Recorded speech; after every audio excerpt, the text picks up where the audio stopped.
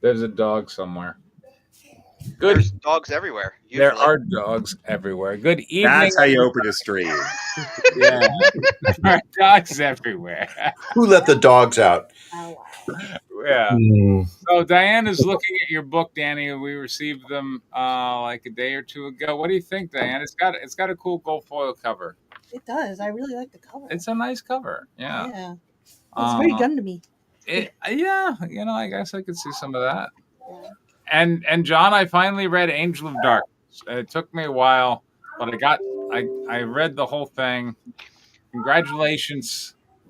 I even shared it with a friend of mine about whether we should make a movie, and he said not of that exact story, but I love Fair this enough. on the amount of Fair nudity. And I went, he was like, Preston, man, that's as a I lot. was saying before we launched the stream, Yeah, you have probably read more of Angel of Darkness yeah, than anybody but John or anyone else who's been on the stream the whole time. right. that's Because true. of all On the the different stream? drafts and Of all the people who Oh. were not credited, I probably read the most Angel of Darkness, I guess. You mean Oh. you're What? credited? Oh, I'm credited. Oh, cool. Where am I credited? What credit did you give me? I appreciate it. That was good. Inside front cover. Oh shit! All right, thank you. Hold on. Let me check inside front cover of Angel of Darkness. Hold on. Angel of Darkness Oh. inside front cover. He's being all like, What did I get? Did I get something? yeah, here he is. Preston Puller. Special thanks. Special thanks. Thank you very much. I appreciate that. Special John. thanks to I Preston should Puller. start doing that. Your name. Right And there. you're with and all you're the not- nuts. Right there with the chocolate booty. I appreciate Chocolate it. booty. Thank you. And Yeah. you're also credited the back cover because you backed the Kickstarter a couple times. I so that did, earned yeah. you a credit in the back cover. Okay. But I thank also you. gave you one Oh, on there the it front cover as well.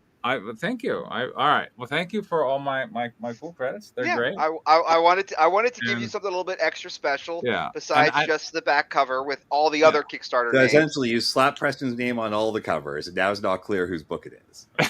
Anyway, My But name's still I read first. the work. My And name's still it's- first. You got to use a You bigger know, font, It's not John. in alphabetical order, so I can't find your You name. know, like it's. I'm trying to. I may order a few copies There to it see is. if I can move it. Pocket There we Jack go. Comics, Pocket Jack Jack's Comics. Thank you. In I the very appreciate end. it. Thank you. I was looking for Preston. It's not even Yeah, there in the middle. yeah. It's just Well, Pocket Jack Comics. he asked for it.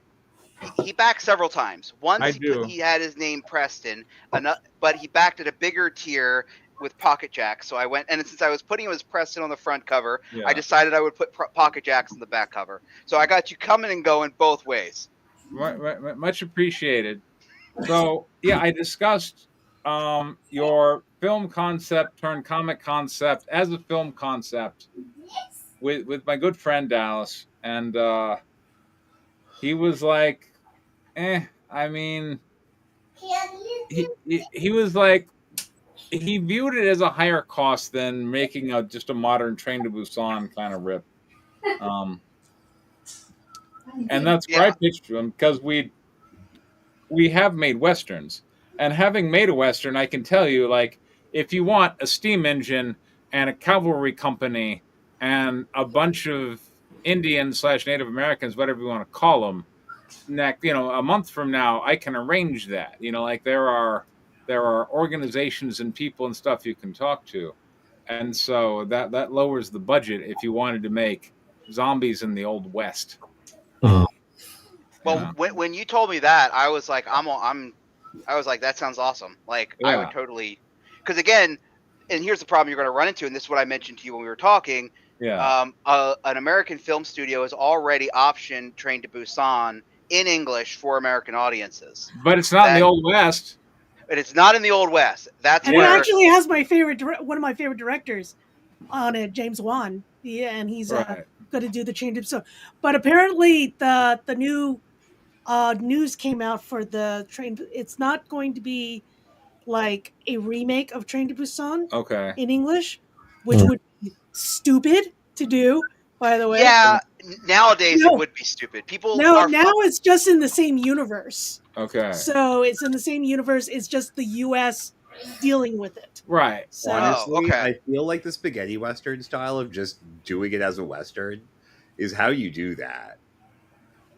I mean, I still do like Train to Busan as a Western. I think that's the best pitch. It's such an American thing to do, even though it was the Italians who did it. Yeah.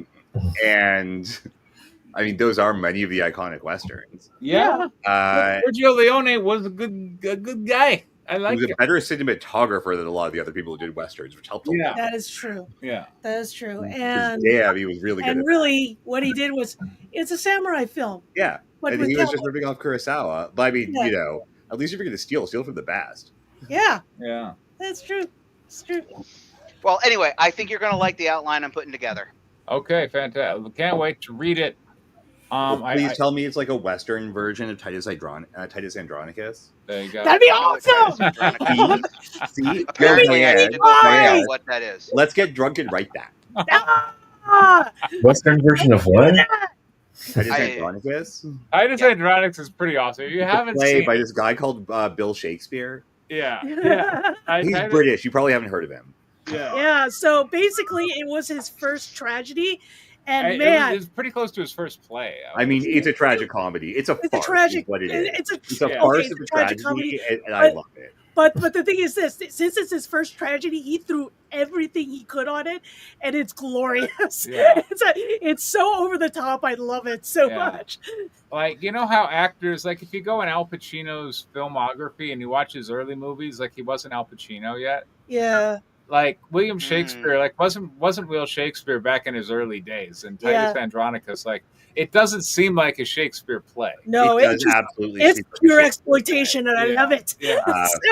As the person here who's probably read more incest in here and cannibalism, it's awesome. Yeah, I've probably read like more Renaissance plays than anybody here, and trust me, Titus is classic Shakespeare, but it's definitely like from an earlier period when different stuff was going around. He was less established. Yeah. Like it's not the same kind of tragedy as the later ones, but he was at a different career stage. And then he started doing like very similar tragedies because they were what worked, right? He was also a pretty good businessman. Yeah. Yeah, wasn't there a film already made for Titus? Yes. Several. Titus. Yeah. But it was, if you want to skip the play and just watch the movie, right? you can watch the movie. And that one is it's an odd one. I liked it, and I really liked her version of The Tempest as well. Okay. You know, I actually I like Titus better than her Tempest. Titus was definitely more striking than her Tempest. Yeah. Mostly because we knew what to expect after Titus. That's true. Because when I watched Titus, I was just like, "What is going on?" Right, but also because no one reads Titus.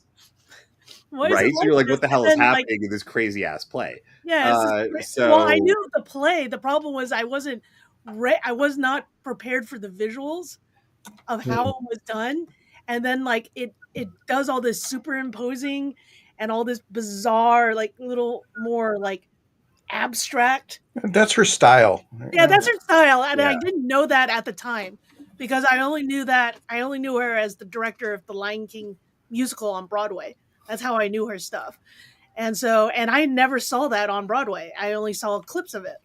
So seeing it like, oh, what's she like as a director? And then I watched it and went, oh, okay. All right, we're doing this then. There we go. All right. We're going like crazy Italian. All right, let's go this. What's up with these scene numbers only being on one side? That's so confusing. That's Rutger. Yeah. Rutger, your scene numbers have to be on both sides of your slug. As far as I can tell, Rutgers is the only script we have this evening. What? So it should be a short evening. Well, what happened? Didn't Draco have like a huge backlog? Did he? I mean, all right, let me check. Well, I don't know. Like he started posting scripts into the script only chat, but not as a PDF. He just started copy pasting crap into the channel. That's just lazy. No, he was pasting out into Right Tormenting. If we go to scripts only, the last script I see is Pinky Promise, which we went over. That was Joseph's last week, right? Yeah, that was from last week, and then we have Rutgers from this week. That's what we got. Yeah, I was working on a rewrite of Project Delta, and I was taking this week off to work on that. But now I'm working on another project. So Zombies in the Old West on a train. On a train, absolutely. Let's watch Train to Busan. Enacting Titus Andronicus. Instead of Busan, Train to Bootleg Hill. Yeah, there you go. I like it. I like it. All right. That's where they I come feel from, like Bootleg reading the Hill. narration I mean, for this, and I know it's very narration heavy. But here we go. Can we get a zoom in? Sure, hold on. So, okay. I remember what happened. More. There's like a mime.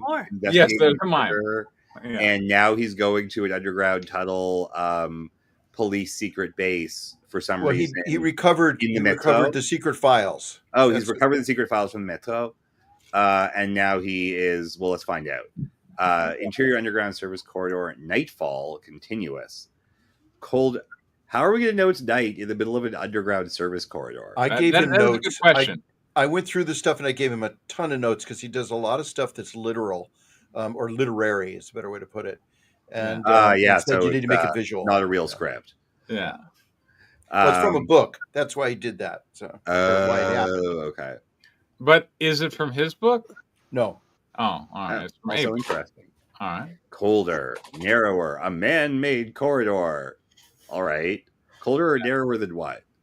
Colder and narrower than a jagged opening just wide enough he squeezes through. All right. Could be, yeah. So how is he squeezing through? Man-made. Squeezing through is descriptive. I would not know that corridor is man-made. Yeah. Yep.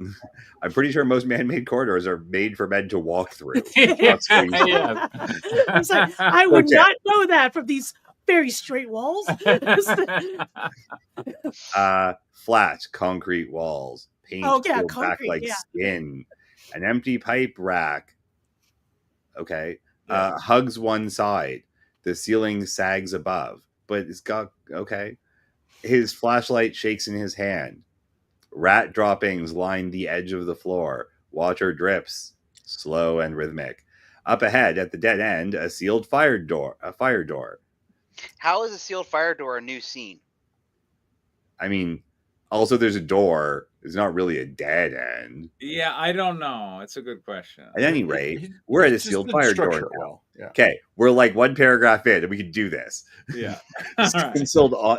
I know. We're trying to savor it because there's only the one script today. Yeah. Stenciled on it, faded and cracked. Préfecture police à Kiev, 1970. He grips the handle, tries to pull. Nothing. Stuck solid. He drops to a knee, studies the base. The door frame is blackened, a half-melted gasket fused to the jamb. Someone tried to burn it shut.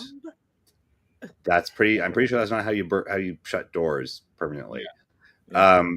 He wedges a broken pipe into the frame, pushes, strains. The pipe screeches, a sound sharp enough to wake the dead. Finally, a dull pop. The latch gives. The door yawns open an inch. Dun, dun, dun. Interior, abandoned police archive, night continuous. Up, please. Yeah. Hold on, never mind. Okay, yeah, we're there. Blackened cabinets, lean. How did he crawl through a 1-inch gap? Is that what's going on? Well, that's what's implied. You're on 1 inch. Oh, yeah. Okay. Yeah. I mean, he's a mime. He's not a jelly. He gets flattened by steamroller. He flies open the door. He does it. No, he gets there. He's peeking now through the 1 inch. Go, John. We're just writing. I love how we're just writing a more coherent story in our heads. There we go. John, the living storyboard. Interior, abandoned police archive, blackened cabinets lean like tombstones. Ash floats in his lighter's glow. Ash traditionally doesn't float; it falls. Yeah. And after a substantial amount of time, it will have all fallen. Yes, it doesn't just hang out midair until a door opens. That's weird. No. Yeah. It's not like a child being caught doing something they weren't supposed to. He pries open a drawer. See the Marchand, 1975. I'm just not to do the dates in French. Ash spills out. One folder survives, charred but intact. He opens it, careful. Okay. Inside, police report, partly burned. Witness, Madame Roussel met Claire on Rue Caleur at 6:17 p.m. Too late to commit homicide. Stamp received. Hand scrawl. Disregard. Witness now deceased. Emergency call log. C. Le Marchand. Café de Demande.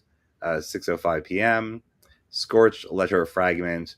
One torn scrap. Ink faded. Heat blistered but legible. If anything happens to me. She arrived after. All right. The mime freezes, recognizes the handwriting. Elise's. A chill runs through him. Wait a minute. How did she die? That's a mime freezing. I'm pretty sure she was shot in the head or something. Yeah, I believe she was shot in the head. Yeah. As his thumb brushes the singed corner. No, wait a minute. Who arrived after? Who wrote that? Oh, the cop arrived? I don't remember. It was like a week ago, dude. All right. Yeah. I don't remember. And we'd all remember if it was better written, I'm sure. Anyway, yeah. Flashback, interior, Elise's flat, night, years earlier, Michelle's POV. Cool. How many years earlier? He was the one that arrived after. There we go. Black. If I remember correctly. Oh my god, we faded to black midway through a story. Let's go. The faint click of a door handle. A shaft of hallway light cuts into the dark as Michelle slips inside. Careful silence. Dim interior. Stifling stillness. Okay, can we have a verb? Stacks of papers. Nope. Tapes. A corkboard on the wall. Ooh, very close. Lamarck cover-up, 1975. Scratched across it in fading red marker. Can we please get a sentence? Index cards and Polaroids line the corkboard. There Ladies you and go. gentlemen, we have a sentence. We have a sentence.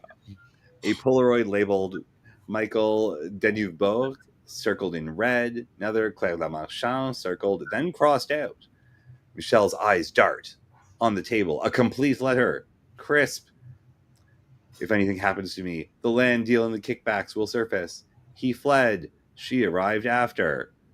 That's an excellent use of a semicolon that seems utterly inappropriate in a handwritten letter. Yeah. He grabs it, folds it, slides it into his coat. A voice from the hallway.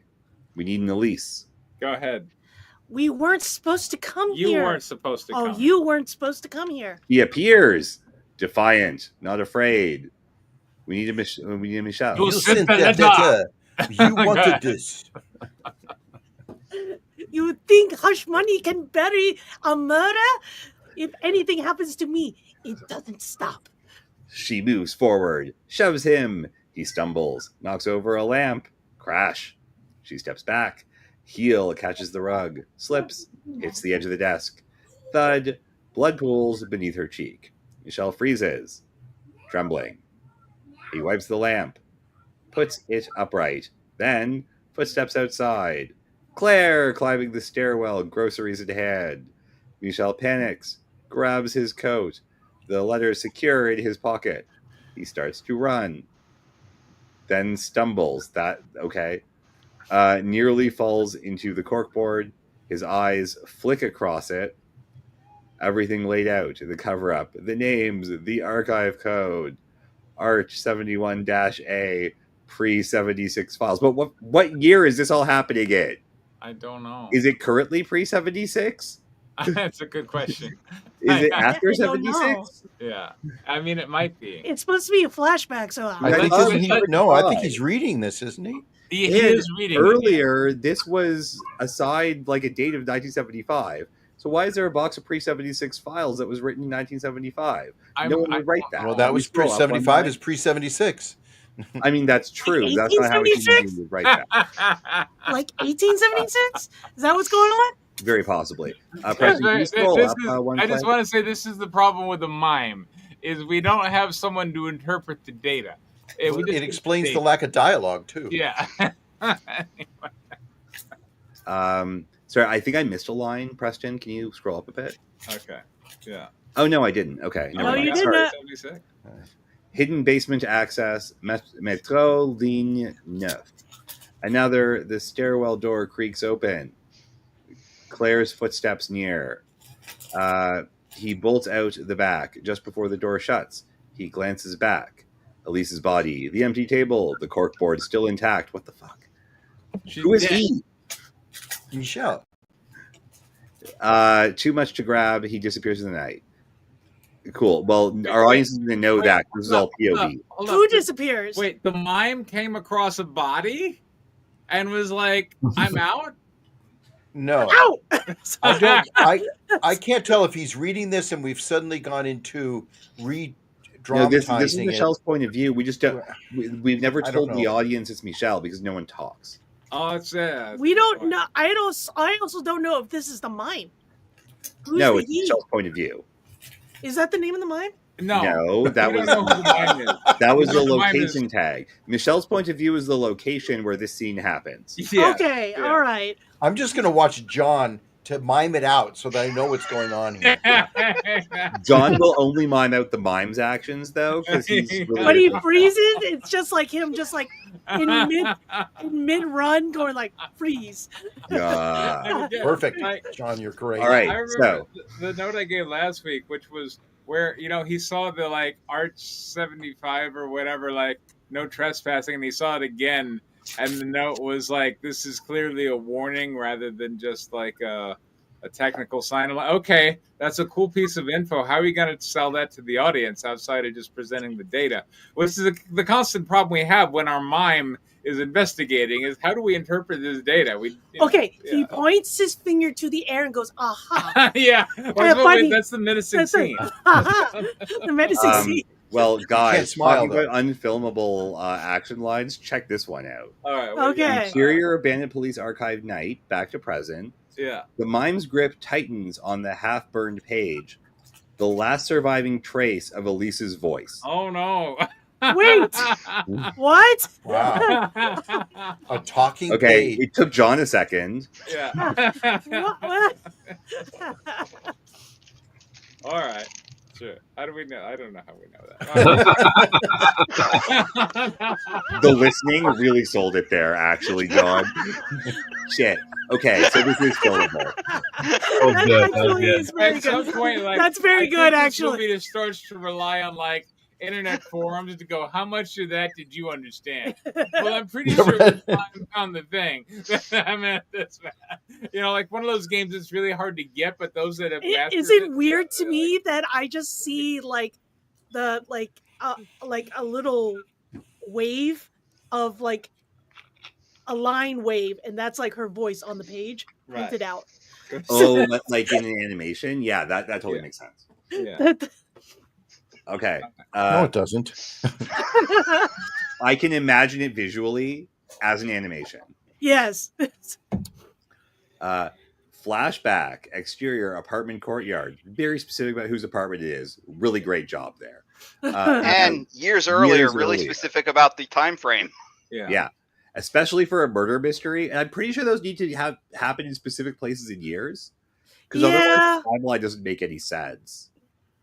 And I'm pretty sure these are all about timelines. At any rate, a breeze lifts lace curtains, which is just the best. Throughout a window above, Madame Roussel, silver-haired, stern, leans close. To what? Leans close to what? Yeah. Calm down, Danny. Her eyes narrow as she watches below. Below what? Claire enters the building stairwell, groceries in hand. Madame Roussel doesn't move. She sees. Sees what? Cool. I feel like Mademoiselle watches from above would just be a more explanatory sentence. Or watches from the window. From the top of the stairs or something. Top of the stairs. Yeah. This is just a single over-the-shoulder shot of Mademoiselle watching someone else go up into a building. Yeah. Does she see a shadow? Does she see? Right. No, she doesn't see anything. She just sees. She just sees. Yeah. Okay. She's a seer. I mean, it's an intransitive verb, I guess, but I mean, that would be looks, really. And at any rate, interior abandoned police archive night, back to present. The mime talks Elise. John, that's your cue. John Lamont script. No, I don't need Preston's channel to get deleted. The mime tucks Elise's charred page and the notes into his coat. He pauses, breath ragged for some reason. Apparently, that was a lot of effort. Then turns for the exit. He freezes. A stray dog sits in the middle of the corridor. Mangy, alert, watching him. It must have followed him through the tunnel. A long beat. The mime tries to shoo it gently, silently miming go, because dogs are so good at understanding hand motion. It would be cool if the dog got it. Like, oh yeah. You're not even. It'd be cool if the dog mimed back. Like, you know, the dog. Do it again. Do the shooing again. Yeah. The dog cocks its head. A tense paw forward. The floorboards creak. Yeah. The dog is so heavy, the floorboards creak. Woof. Then it says, "Oh, there we go. All right." The bark. Wait a minute. How'd the dog get in there? Did the dog come through the tunnel? The dog followed him. The dog just hangs out on the subway tracks in this world. Just suck it up. Okay, like maybe it's like a subway dog. He suddenly appeared like following him. So of all of the things that don't make sense, a stray dog wandering through an abandoned subway actually makes the most sense. But he's not in the subway anymore. That anyone would care to shoo it away silently makes no sense, though. Yeah. He's not in the subway. I didn't say that. I just said that of all the things that don't make sense in this story, a stray dog in a subway is the least of those. I agree 100%. So he followed him in the corridor. Okay, fine.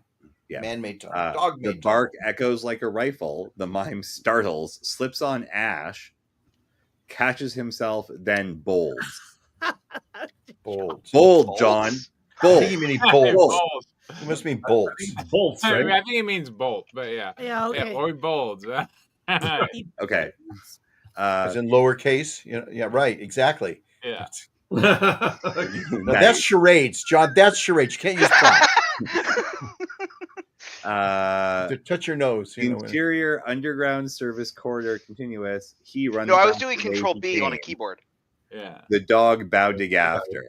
Interior access tunnel continuous. He crawls through the jagged break. Up the slope tunnel, lungs burning. Why is he crawling when he was able to just squeeze through before? Remember, he squeezed through 1 inch. Yeah. No, he opened the door. It said he opened the door. We got to give him that. All right. 37, exterior archive trench. What? You have a trench now? Apparently we do. I hope he has a coat. Upstairs. Anyways, he bursts out into the cold air, gasping. The dog scrambles out behind him, wagging wildly. They pause, then split. The mime vanishes one way. The mime vanishes in front of a dog? Yes. Okay. He's like Batman. Has Rucker met a dog before? He vanishes. He's met a mime. He covers his face with his hand and he disappears. Yeah, it's like John Cena, like you can't see me. He covers his face. Where's John? John, check your video. I do not know where John is. Turns into a bat. Yeah. Hold on, that's a different project. The dog sniffs the air and struts the other way. What was the point of any of that? I don't know. Why was the John? Interior Martine's apartment. People love dogs, so put a dog in your script and people will love your script. There you go. Yeah, people hate mimes. So I mean, that's the counterbalance right there. But, yeah, the question is, do people hate mimes who love dogs?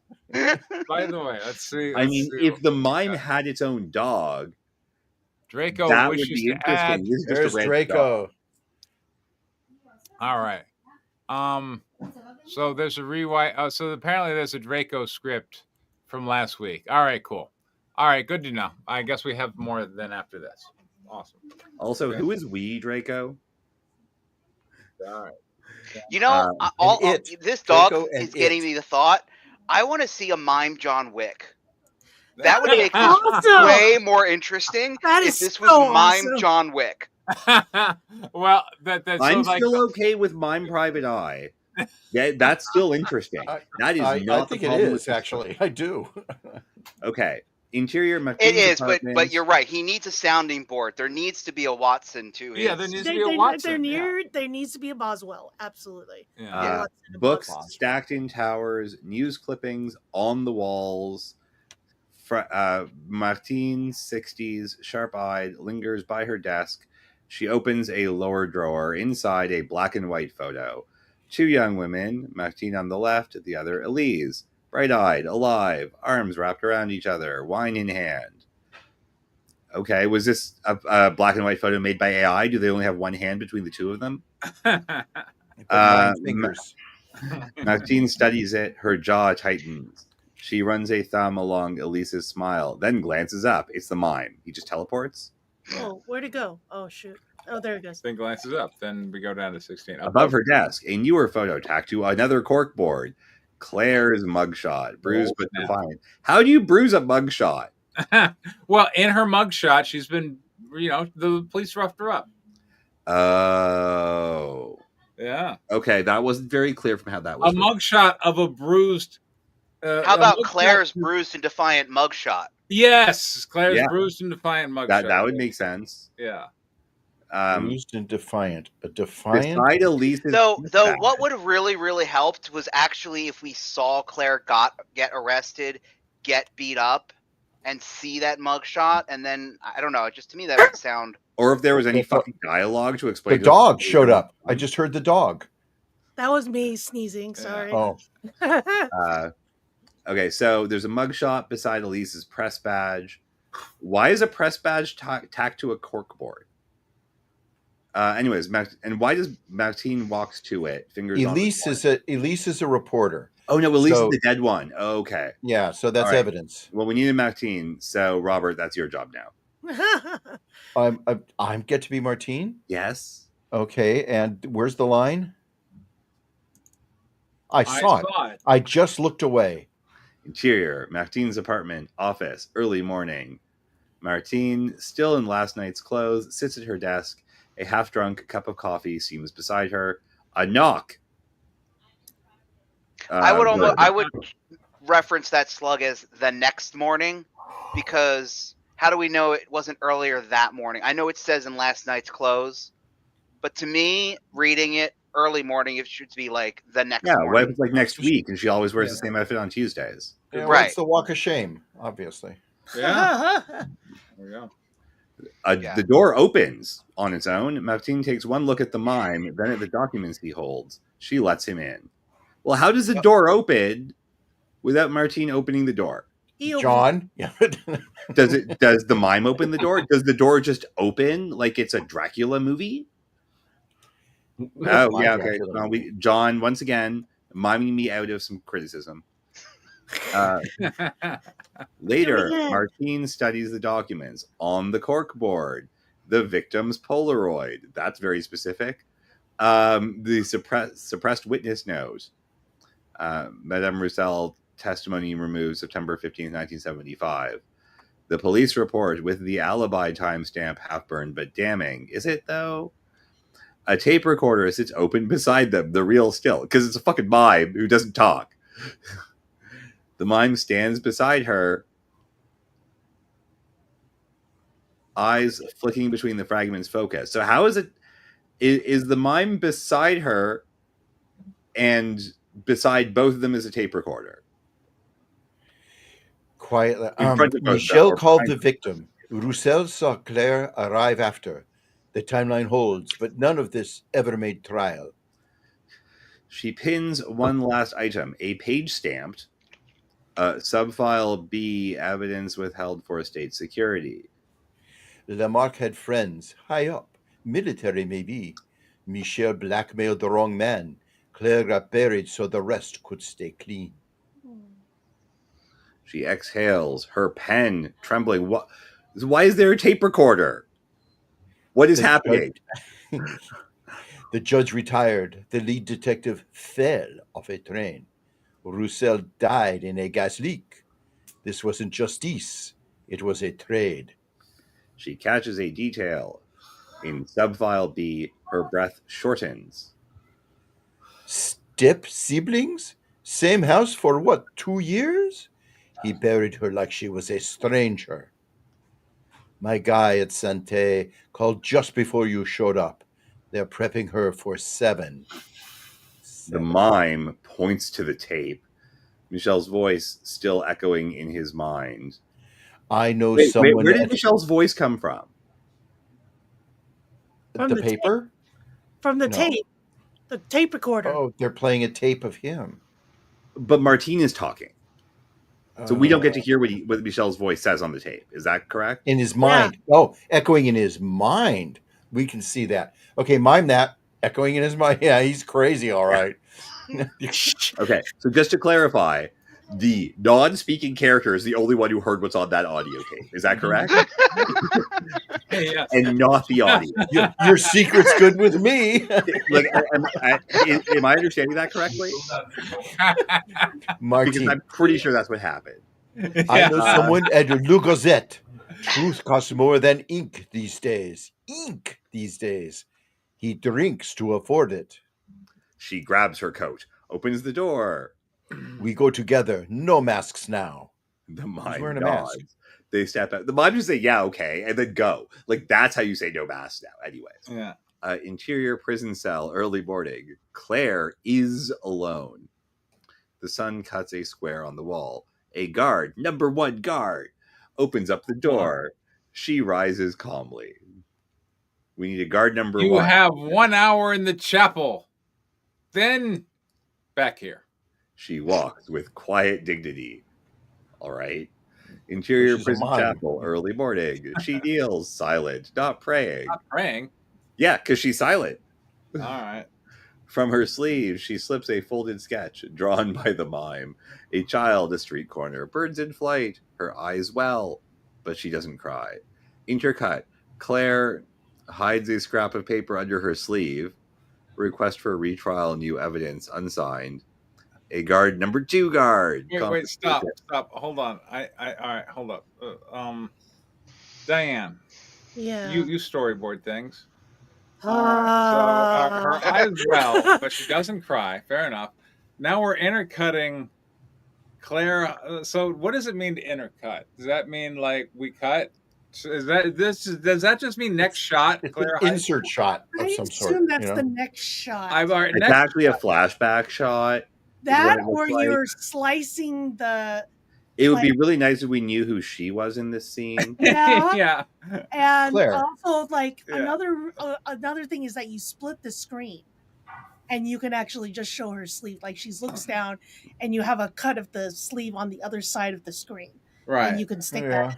Yeah, like if you're doing a phone call. That sounds like an editor's job, not a screenwriter's job. Yeah, Sean, it's in the script anyways. Yeah. Anyway, all right. So wait. So she. All right. Let me explain. So she's in a prison cell or prison chapel. She's praying. She hides. Not praying. No, she's not praying. She hides. She puts a folded sketch in her sleeve. In her sleeve. Then there's a picture drawn by a mime. Then we see the thing that's already in her sleeve that's not the thing she's looking at elsewhere as a request for retrial and new evidence. For some reason, we see there's no signature. Then she doesn't cry. Then guard number 2 complicates it. Then in one of those 2 scenes, Claire's jaw sets, semicolon, silent defiance. Yeah. There we go. All right. So as far I feel as like a lot of this story would be improved if people just said things. Yes. Sure, yes. Except the mime. I think 100% of the story would be improved if anyone said anything. So, in fact, every time anyone says anything, it explains what the hell is going on. And although I don't like that kind of exposition, it is sorely needed here. All right, fair enough. Just hang a lantern on the whole damn thing. Yeah, all right. Yeah. Yeah, isn't that her job? Exterior, Paris streets. So specific. Dodd, the mime, and Martine rush through the streets. They stop at a news kiosk. The minister's already sweating. We get this in print. We walk in, show it to him. He has to choose her head or his. Oh, the mime slaps down the confession. And the vendor, number 2, was there another vendor? Who will probably be played by Erwin, shrugs unimpressed. Where is Gerard? Hungover again. They run on. Time is short. 44 interior newspaper basement press room. Dawn, an old man. Early morning, so this is the next day. Yeah. All right. Dawn. So we cut from dawn the next day to dawn the day after that. Right? They spent a whole day Because this was the morning. It's a long walk. Yeah. No, but like Okay, it was already like morning when the mime arrived. Yeah. So it's the day after that. We spent a whole day going through the evidence and shit. They take long lunches. There you go. Yeah, It is France. They are French. Yeah. Yeah. An old man, Gerard, smokes and stares at the file. We need a Gerard. John, you get a talking part. Real Erwin. serious. Ah, there we go, John. Martine holds his gaze. ... Gerard looks to the mime. A long pause. He stubs out his cigarette. Okay, the mime stubs out his cigarette. Gerard. Okay. You need to start watching John. Okay. Yeah, no. I'm almost never going to say this, but Preston, you need to actually go through the replay of this and watch John. Okay. You need to just Best watch acting in so long on this show. He's got a career, I'm telling you. Yeah, but John, we need you to give Gerard his line. I'll print it, but getting it to the palace in time, that's on you. The mime clenches his fists, then bows slightly. Oh, it's bow. There we go. Only slightly, John. Try that again. Yeah. This time with feeling. There we go. Yeah, right. So that's probably more of a curtsy. Yeah. It's not a gay mime. Who knows? He's French. Trans mime, maybe. Hey, Diane, you want to hear a really funny location tag? Yes. Interior newsroom montage, Dawn. Oh gosh. We're doing this montage. Also, Diane, as storyboard artist, approximately how many of these scenes are already written like a montage? 90% of them. Yeah, exactly. It's a problem. Gerard hunched over a desk, typing furiously. Headline, underlined for some reason, takes shape. Suppressed witness resurfaces in the Marx scandal. Insert a new subheadline, even though we never had a first subheadline. Whistleblower. Well, there was time. a headline. What? There's a headline, and now there's a subheadline. No, the problem is a new subheadline. So there was a previous subheadline. But we don't know what it was. But here's the kicker: journalists don't write their headlines; the editor does. I know. So he wouldn't come up with the headline. Well, Gerard is, I think, the editor. But they're in a hurry. Yeah, they're in a hurry. Yeah, that's why there's a montage. The rules go out the window. window. They're happening very quickly.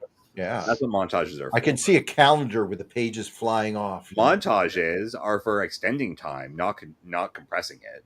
Yes, that montage it done. Whistleblower tied to judge's murder, truth buried for decades. Photo of young Elise Vernet, archival, beside a blurry surveillance still. What year does this happen in? 1981. So technically, all of it would be archival. There you go. Also, like a still photo and not like from a surveillance camera.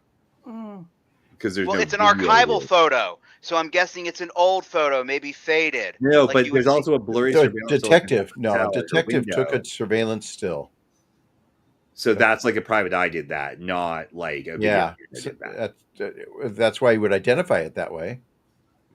I mean, that was just confusing. Well, I think the blurry surveillance still is a camera taken by a private eye on the street, maybe from a distance. Again, 1975 when this picture was taken, so it's blurry. Or the photo is like an archival photo. I was confused because often modern stuff, surveillance cameras, video, different.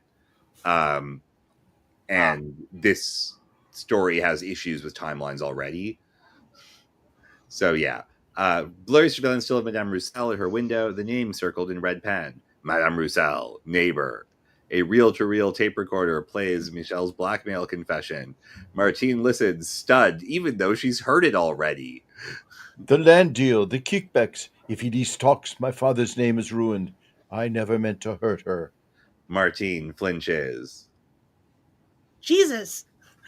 Guess I'm Martine now. Now you are, yeah. Printing press clatters. Sheets rush through. Gerard slaps a finished proof down. They called her guilty, but she was silenced. Martine turns. The mime is already gone. Cool. Good riddance. It's Batman. She grabs a second Bye. rushing Turn your after camera him. Interior prison dawn. Claire stands at the small barred window of her cell. The sky turns pink and bruised purple. She touches the sketch again, presses it to her chest. Scene 47, exterior, Paris streets, dawn. This is a very long dawn. What it is a really long montage. Yes. The mime runs, coat flaring, newspaper and files clutched like a lifeline. He stops, reaches into one pocket, then another, nothing. He turns them inside out. Single button. I'm waiting for John to finish his lines. You turn your pockets inside out. His mimes. I see. Okay. A single button falls. Sorry, a single button falls. He freezes for a beat, then takes off running. Yeah. I'm not treating your insane hyphens like commas anymore. I am done with this insult to English punctuation. All right. I feel like I'm in. He's Dutch, so probably a third language. That's fine. Use a comma. Anyways, cut to scene 48, exterior Paris metro entrance, but we don't know which one. Martine jogs towards the stairs. She digs into her coat pocket, pulls out her portfolio. Which portfolio? Why did you say portfolio? Yeah. Or folder? It's just a folder. Yeah. Empty. She checks the other pocket. Nothing but a fuzzy mint and a metro ticket stub from 3 days ago. Martine. Are you Martine? Of course. Oh, sorry. Of course. Yeah. Turns scanning the street and then takes off in the opposite direction. Heels clacking like gunfire on the stone. Scene 49. Interior. Weren't we only supposed to go like 10 and 19? I mean, what page are we on now? We're on 22 of 26. Yeah, fuck this story. Let's finish it. All right. Yeah, let's do it. Yeah. Interior, minister's office, dawn. The mime slams the file down on the desk in front of Maître Lebrun, chief legal officer to the minister. The minister of what? Of who? Jesus. Yeah. They said it was clean. No witnesses. No surviving files. That's what was in the report. Whoever, places the folder down gently. Doesn't meet the mime's eyes. I remember her name. Vernay.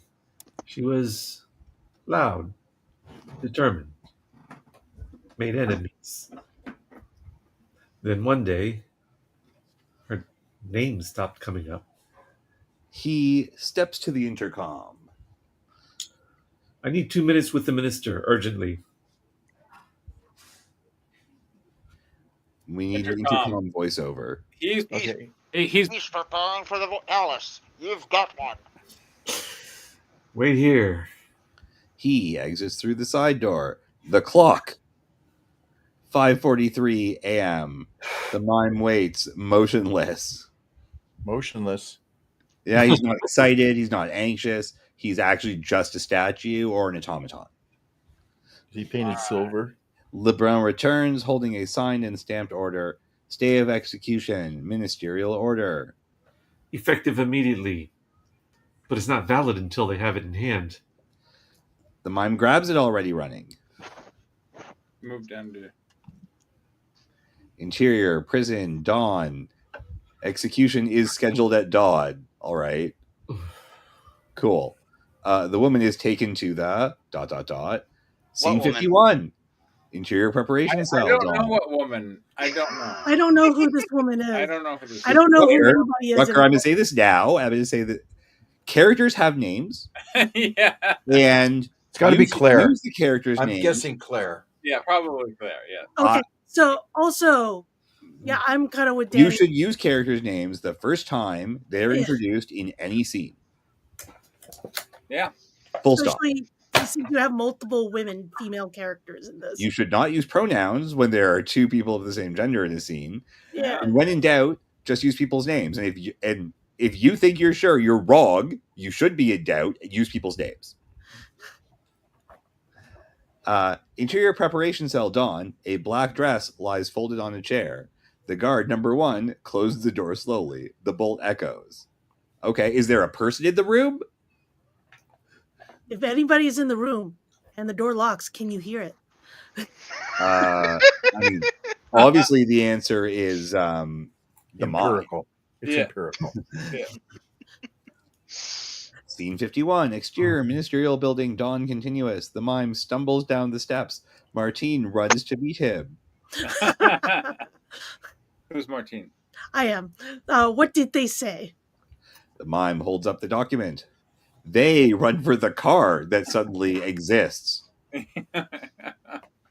Act 3. The sacrifice! All right, let's go. Tell Lugosi dead. Exterior, streets of Paris, daybreak. The mime and Martine speed through deserted streets. Yes, Paris is a famously empty city. In a Citroen 2 CV. Du chevaux. Du chevaux. Dice du chevaux. 5:50 a.m. They swerve through alleys and bypass blockades. There are blockades? When did the blockades come from? Was there a protest? What's this? The mime clutches the stay of execution, wrinkled but intact. What does that mean? So, I know why. There's blockades because they're doing the last execution by guillotine. So everybody wants to be there. I wish that was a plot point. Actually, Robert's right. It was mentioned in like the very first page. It was in the preamble over right. black. All right. Yeah. So we, the audience, have never seen a blockade, a protest, or anything like that. I think they're just there for the fun of it. Someone just left some blockades on the street. That makes more sense to me. Someone threw a street party, blocked off the street. Fuck it, it's the 70s. Interior prison, preparation room, daybreak. The woman stands, hands tied in front. Still, not our main character, not Claire, just the woman. Yeah. Yeah. So if there's you only want one to say woman in this mysterious script, woman, Ron. you don't know who it is, like it's a silhouette, say that. Yeah. Say that. I would have guessed anyway. Yeah. There's actually only one woman in this story. Yeah. No, Martine. No, Martine. Because they call her woman. Yeah, you're right. Oh. Interesting. Yeah, there's only the woman. There must only be one woman in this story, and everyone else is like trans or something. I don't know. The woman stands, hands tied in front. She is dressed in plain black, her hair pulled back. 2 silent guards, number 3 and 4. What a waste of production money. Escort her toward the yard. Why not just use 1 and 2? In the hall. Union. Well, I mean, presumably there you go, Robert. Guards, so that does make sense.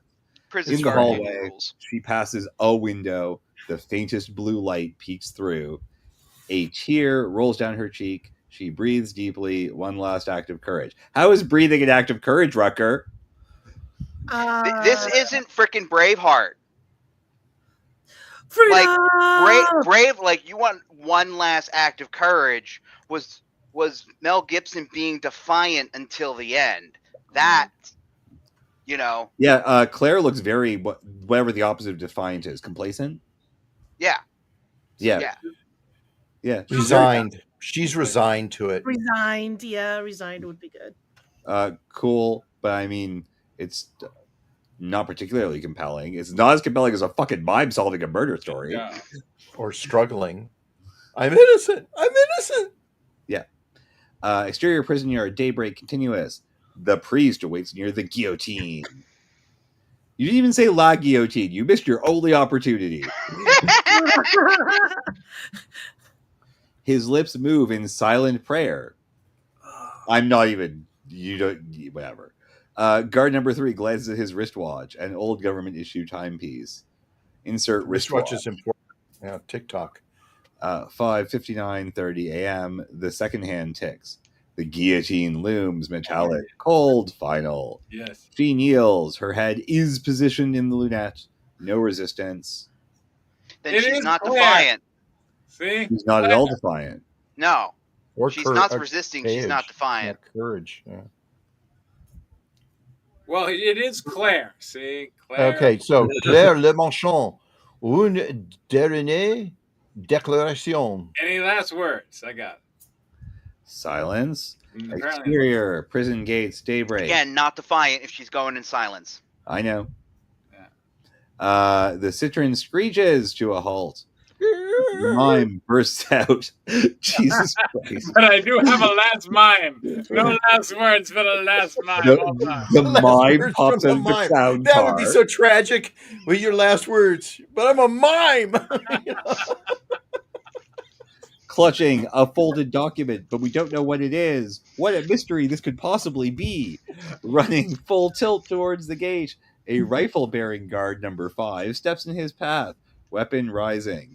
Martine scrambles from the car, waving another copy of The Order. Why are you using both bold and capitals? I don't know. Anyways, Martine is got a line. Stay. But Martine is not the woman. No, Stay of execution signed by the minister. The guard keeps his rifle trained. The mime closes fast. Martine plants herself between barrel and mime. Shoot him, and every paper in Paris runs your face above the fold. Oh boy. Wait, she caught up to the mime? I guess. no, the mime caught up to her. Yeah. No, the mime left the car first. He's Whatever. slow.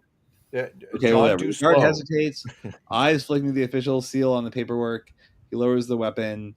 The mime slips through the gates inside before anyone else can react. Hell yeah. Interior, prison guard, daybreak, continuous. Mime has a line. Stop! Guards raise their Silently. rifle. Silently. One yells. Silently stop. Yeah. A guard yells. Intruder! The mime waves the paper, but is too late. A shot rings out. He Oh, staggers, clutches his chest, but keeps walking. I'm dead! Another shot. He falls to one knee, then drags How himself do you towards know the he's not scaffold. just faking? The executioner hesitates. A senior officer yells. Hold your fire. A Too beat late. of stunned silence. Interior, guillotine platform, daybreak continuous. Claire raises her head slightly, sees him. A flicker of disbelief, then peace. Okay. How would you draw that, Diane? Flicker of disbelief. Probably the light of our eye disappears. Ooh, nice. Nice. Wow. The mime trembles. He lifts his sleeve, revealing Claire's scarf tied around his wrist. Claire's eyes fill with tears. She whispers, barely audible. It's you. The mime nods, collapses at the base of the scaffold. It's so tragic. Dead. Exterior prison yard later. Claire walks out of the gates, free. Martine standing nearby, speechless. A crowd parts. The mime's body is gone. Bye, John. But in her hands, his sketchbook and white gloves. Oh yeah. Exterior, Seine riverbank morning. A gentle breeze exists. Yeah. On a small platform near the water, a new mime performs. Oh snap! It's Claire. It's Claire. No makeup, no fanfare. Exist. Just a coat and his white gloves. Exist. She performs the gesture he once made for her. Merci, Lucien. But nobody says that. Is that just... Who says that? I don't know who says that. She gestures. It's a gesture. It's a gesture. There you go. She gestures, merci. Oh, so she gives everyone the finger, and that's the end of the movie? John, can you gesture merci? Yeah, like that. That's the gesture. Fade to white, final title card, un jour de grâce. One day, one life, one chance at grace. All right, there we go. That's the thing. Is that what it's called? The middle finger? No. Merci? Oh, no. Oh. No. It's the gesture that you made for her. I know that. I was just like, no, that John was improvising again. I mean, I did direct him. You did. I didn't know what the hell it was until you said that. So I'm like, okay, fine. I'll go with it. Honestly, it's fitting for how the story ends. Yeah, this entire story is one big If middle she's like finger. doing one giant mime and then goes, and then we cut to white. All right, so we had a mime investigate a murder. Yeah, because that's what Claire was going down. Claire was going down for a murder, and then the mime was trying to found some evidence, I guess, to make her innocent, to prove her innocence. That showed it was really Michelle. I guess. I actually don't know who's to blame. I'm not sure who's to blame, but he got her execution stayed, but in the final dramatic scene of the execution, the mime got shot in a senseless act of police brutality. Screw the French. And Screw I'm mimes. okay Screw with the that. police. Yeah, screw the police, even in France. There you go.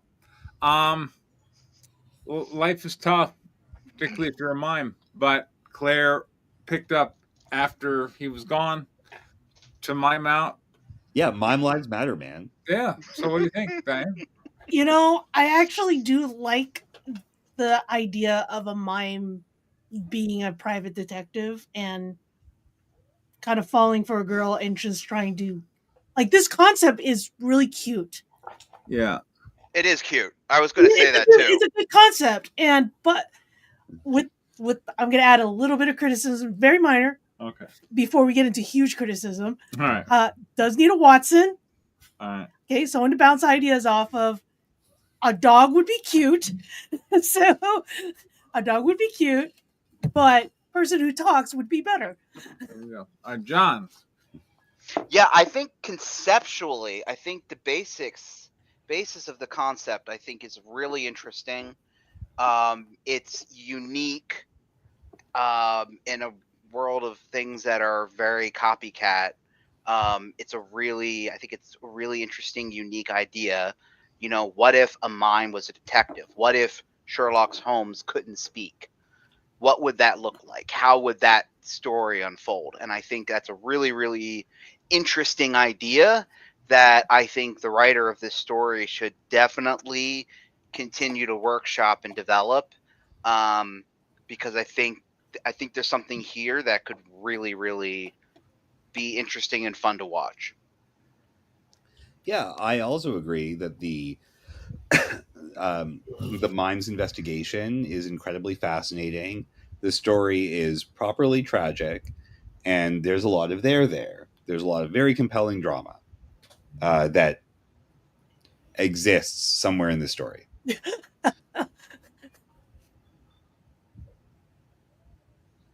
Robert. Okay. I agree. I like the story idea, which is all it is at this stage. I would not. I don't mean this is constructive. The mime is a detective, whether he has training or not. I would love to see that. In fact, he's a fallen detective that has become a mime because of violence that occurred to him, or whatever it was. The backstory was on that, and have him use his skills and then have to convert them into being able to communicate them, and he would have a way to do it. I would give him more skills. I agree with the partner. It would be great if he had like adopted maybe a homeless child, and the child can interpret him really well, even though they may not understand exactly the tragedies or the gravity of the things that he sees. I think that would work well, and he kind of suggests it in the way that he describes the stuff. I think that's where we're all saying he needs something to bounce off of, because it just feels like there's somebody else there helping him, not just doing it on his own. I'm not sure why I think the screenwriter. Yeah, well, the screenwriter. Screenwriter has not helped very much. I do like the idea of the story and of the detective being able to find something. As Danny said, it's properly tragic. I like the idea that makes it unique that it's the last day that a guillotine execution is allowed. These are all structures that that give the story some kind of gravitas, and the injustice and the finality of an execution of the death penalty, and knowing that it shouldn't happen. And I'll get to the constructives if there's any time left in the week. Erwin. Yeah, it was, prioritize, Robert. I think it has a lot of potential to be really interesting. A lot of interesting images, especially if the mime is dressed up like a mime. I'm guessing he's not. I hope he's. I mean, I imagine him. I've seen some posters for this work, and the mime seems to dress as a mime. Were they AI generated posters, so the Yes. AI only knew how to design a mime looking like a mime? But still, it's following a prompt, and I'm pretty sure the prompt was mime with beret. You know, it's like a French mime. It's got the beret. It's got the face all painted white. So, like that. Yeah. So yeah, it has a lot of potential to look very surreal and weird. I think that the fact that he doesn't say anything and he doesn't have anyone to bounce anything off of makes it more interesting. But at the same time, like y'all say, it's kind of you may not be able to follow what's going on or what he's feeling or whatnot. It's like our struggle for purpose in the face of an uncaring society. Well, that would. Sorry, I know this is a constructive, but that would play really well if this were a silent film. Yes, which this isn't, which is one of its many problems. Yeah. Yeah, the character's silence could really lend something to the story. But yeah, it seems like we need a couple of clues as to what it is that the silence is lending to the story. But yeah, I think it could be really interesting and surreal. But yeah, I think we got to watch out for self-parody or something like that. So, yep. And Erwin, do you have any ideas on how it could be improved?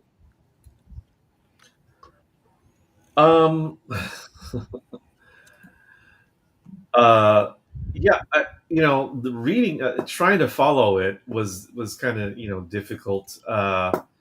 So the writing itself could be improved. The story could be improved in the sense that, I mean, we understand that the mime wants to stop this, but is there any further meaning beyond that for him? I mean, even if it's just him wanting to right a wrong or something like that, we should get a better sense of that. And well, Claire saved him from some bullies on page 1, and that's why he feels he owes bully Claire. Cops. Yeah, the bully cops. Yeah. So why bully cops were bullying the mime, and Claire saved him, and that's why he feels compelled to help Claire. And he's able to do that in only 8 hours, when in 5 years no one was able to close this case. Yeah. Yeah, well, he knows the underground. If that's the case, then there should be proper shock.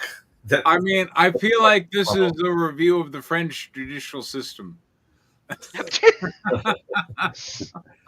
Yeah, the whole idea of him still looking like him. Yeah, I mean, it could come off as goofy.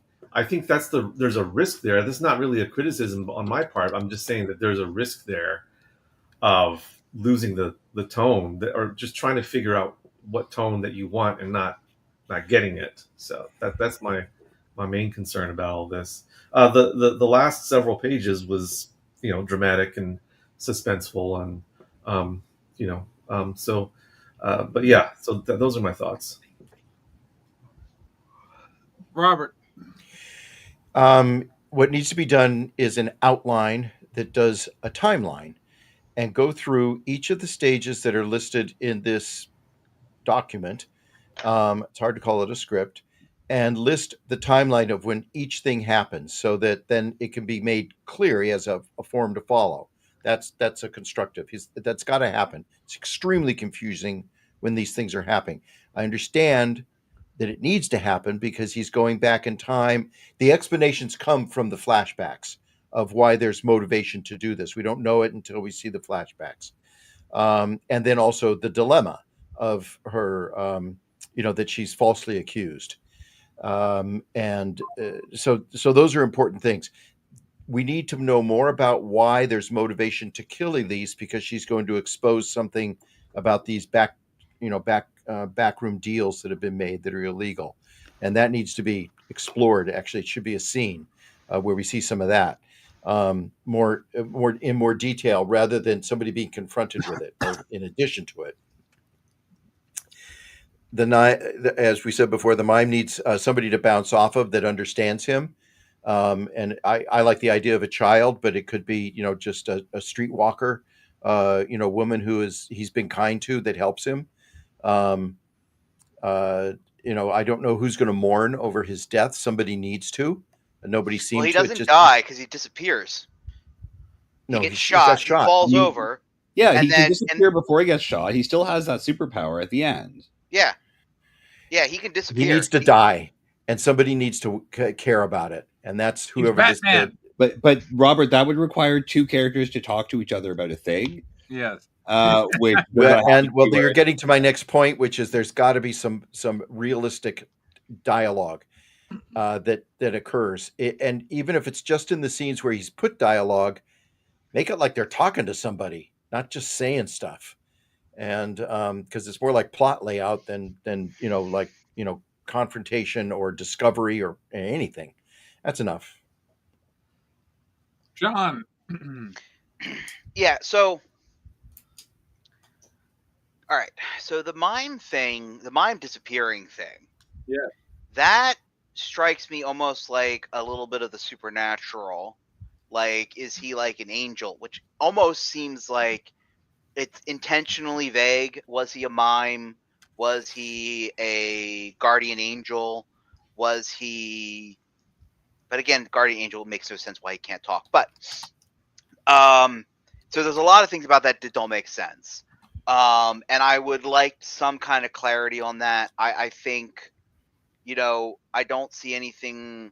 I think the sacrifice that he's supposed to give, if that's like the concept here is that he's giving his life for hers, then we need to see that through him actually dying, his body magically disappearing after he took 3 bullets to the chest.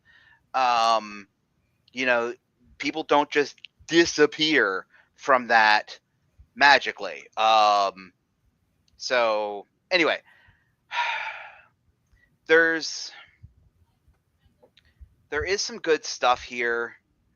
I'm just not sure if like time jumping murder mystery, like, so she's been on death row for 5 years. Why did he just show up now?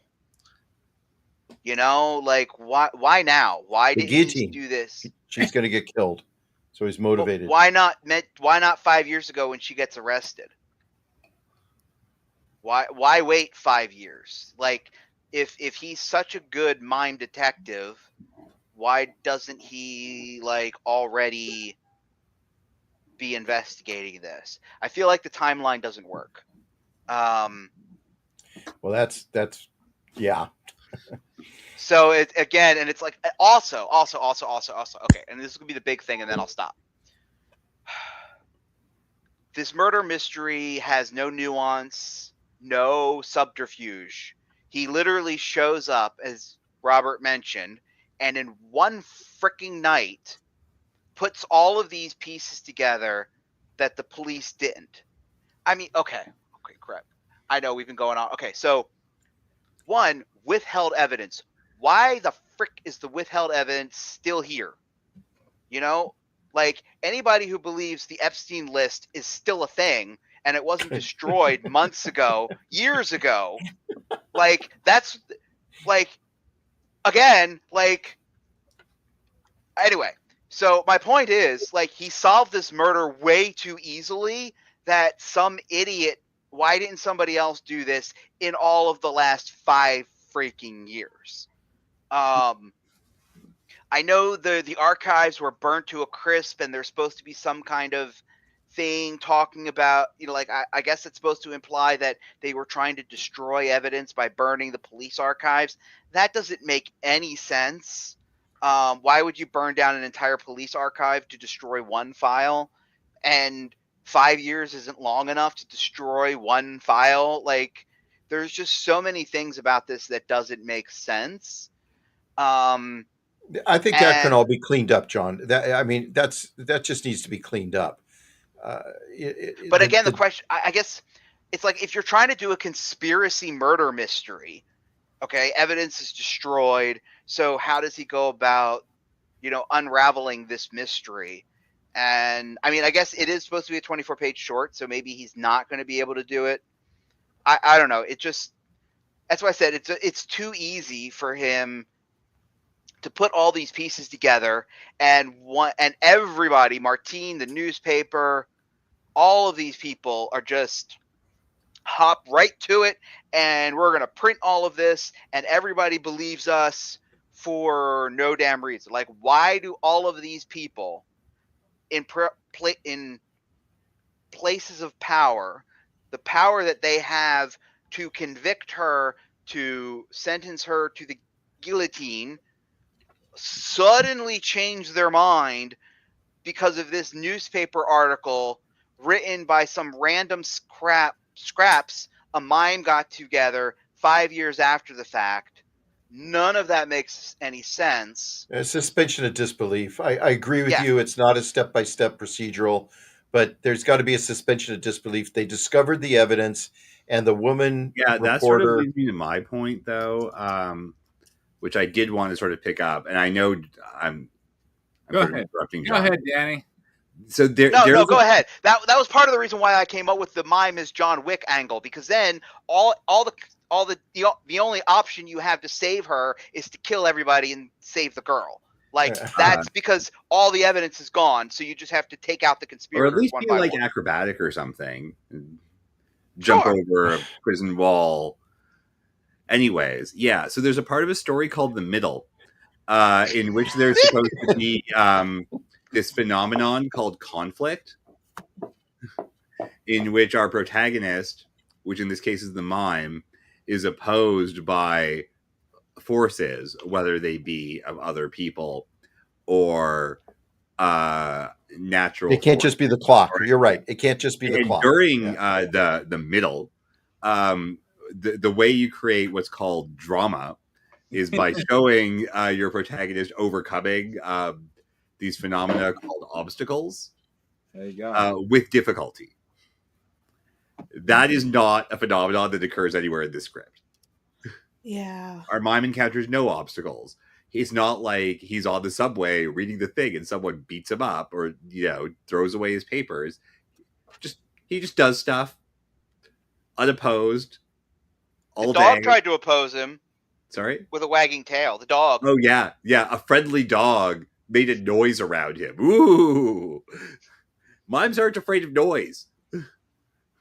Maybe they are. Maybe that's why they're quiet. Yeah, that's why they're mimes. I mean, perhaps. So, yeah, I would really like to see this story have a conflict in the middle and have the conflict revolve around our protagonist. There we go. And then, of course, like dialogue. Oh, my God, please. Non-expository dialogue. Two people talking to each other. I don't think They're there's not a talking to anybody in any of this. They're just words that somebody apparently says. Like, and the words ruin the you could do this in black and white as a silent film vibe of the whole thing, which means suddenly you have to do it with audio. Then it's going to get really goofy.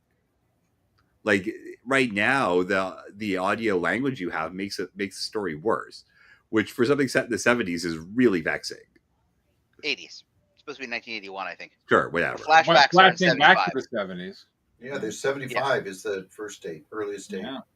Yeah. So yeah, that's really it. Like, show our protagonist overcoming obstacles, please. I just want to say, like, Michelle, I feel like was our villain. Didn't he kill somebody? Yeah, at least. Yeah. Yeah, but he never comes out. He never shows up. Yeah. He's just recording. Yeah, like Michelle is our villain, but we never see him. He kills. He should be there old. You're right. He needs to come back as old and tries to stop this from happening somehow. That's what I'm saying. Yeah. Okay, so we haven't got to my part Go of ahead. criticism yet. Diane. Okay. Yes, I absolutely agree with all of this. I've been saying this since last week. He needs a Watson. He needs a Boswell to bounce things off of each other. If you're going to do these taking of evidence, you can show it like him imagining these things. Like he sees this piece of paper, and you can go to like the person writing the piece of paper talking aloud. of all this stuff. You can flash back to something like that, and him collecting evidence. At least there is some dialogue. I'm not just reading a letter. So like he's just showing me a letter and just like and I'm just reading the letter. You know, give me something. There is a recording. I don't actually understand why this takes place in the 80s. I understand there's a guillotine. One of the last ones are in the 70s and the 80s. True. You could have easily put this in like the 30s or the 20s. Or the late 1880s. Or in Morocco, or Algiers. Yeah. Put it in Algiers. Like you could talk to a tube and record it on a wax cylinder. So like people did that. I mean, this could be contemporary of Phantom of the Opera. Like, I mean, like you could, and then everything would have made sense. And then you could have a conspiracy. You could have Michelle as the villain because he came off as the villain, but he doesn't appear. He's just a voice recording. We're not even sure if he's dead, or alive. He's just kind of there. He's just a recording. You could actually have him capture Michelle and force a confession. And he's your evidence. Now the problem is that, you know, confession under duress. Yeah, that's still under duress. I want to see a mime conducting a harsh interrogation. That's awesome. the scene I want to see. That's the short. That's the short right there. Why are you torturing me? And the mime starts to act. What did you want to know? Waterboarding him. Waterboarding that guy. Just like wait, we're waterboarding just the mime. Tell me what you want. Just tell me what you want. He's like miming a guillotine. Come on. But all joking aside, but the thing is that for whatever reason, I have a very, very hard time. Ron's got this. Yeah, let's go. Puts the fire there, and he's like miming fire. Miming fire and burns him. So all that Quentin Tarantino, like interrogation dialogue, but it's gonna be mimed. So the thing is that strangely, okay. First off. But you know that could also be like really, really scary to the point where he breaks because it's literally a mind like idea for a short, right? Like the short opens, there's a guy in like tied to a chair. And he's like, "What do you want? What do you want? Hold on." Someone brings in the mind, and then the mind comes. That is actually. That's compelling cinema. That is actually compelling. Honestly, you could just start off with a guy tied in a chair, and the mime is like getting a confession. Just tell me what you want. And the dog is there as his minion. Okay, hold on. The police officer walks into the confession room. Right. You see he's wearing mime makeup. He takes off the coat. He's wearing the striped shirt underneath. Yeah. Takes off the hat, and then it's straight up like the mime is interrogating the guy while partially dressed as the police. You know, and the two guys in the one-way mirror, in the one-way window, are going there. Let him go. He's done this before. He's very good. That's a great short right there. You're welcome. There you go. Okay. Now, I am going to say this is like, one, please use complete sentences and be very more detailed in your narration for all these, because I had a hard time figuring out who's who, what was going on. I don't know why you're writing like Cormac McCarthy, but you are. So I absolutely hate the way he writes, because it's all fragments, periods, and there's no quotation marks. So I don't know where the dialogue comes from. So I don't know who's saying what. So that seems to be like, it's a minimalist style. That is a style. But I need to know who this person is. Who is in this scene? You just say he. You say she. You say the woman. Yeah, and I'm just going like, who is this? So, who is this? Are you talking about Martine? Also, Martine can be the Watson. She kind of played part of it. Why can't she just stay there? Isn't she a reporter, or is that Claire? Martine Claire's was a reporter too, but I think Martine is also. And I got reporter. a little confused between Elise and Claire. And, and I'm like, well, that's because no one talks, so you don't know what their characters are. right. Yeah, so it uses the pronoun reference too much as well. Yeah, so I had a hard time trying to figure out who's who. You do need to like either tear down the characters to a minimum, because you also had like, I don't know why you had like 8 guards. So, and they're all like bit parts. Speaking characters. Yeah, but no. So, I don't understand why you couldn't put this in turn of the century and have this done, because it doesn't seem like any of this technology is, crazy. Also, he could easily steal like a Model T and go across the road and have a grand time, or a carriage, or whatever. I do love how we're all imagining this is a Buster Keaton film, and it's better. I would love that. In fact, here's the thing: we're having a hard time trying to get the translation of the mime. You could, as a parody, put intertitles. Yeah. Honestly, just for the mime. This would be a subtitles. You mean? Film. Yeah, subtitles for when the mime is doing his thing, and have subtitles. Like in silent films, you just have a title card and it's their dialogue, but it's only the mime that does that. Yeah, only the mime. I'm walking out of the theater at this stage. Okay, and everybody else's dialogue is also Sherlock Holmes. He speaks, and it's just like, "Hey, how are you doing?" So, there is a murder, blah blah blah, and he's the one. That's his. It's a tropey thing. It's because I don't know if this is meant to be serious, because it's both funny but it's tragic, and you could do a tragic comedy. That's fine. You could also do a satire in this, but also if this is a conspiracy, I don't see it. Nobody is it. Why again? This goes back to John's. Why are all this evidence being like taken away? Why is it disappearing? Why is it this so important? What did she find out? What did Claire or Elise found? Michelle. Now it's Michelle is the bad guy. He's got to do bad guy things in the present day. I don't know what he did.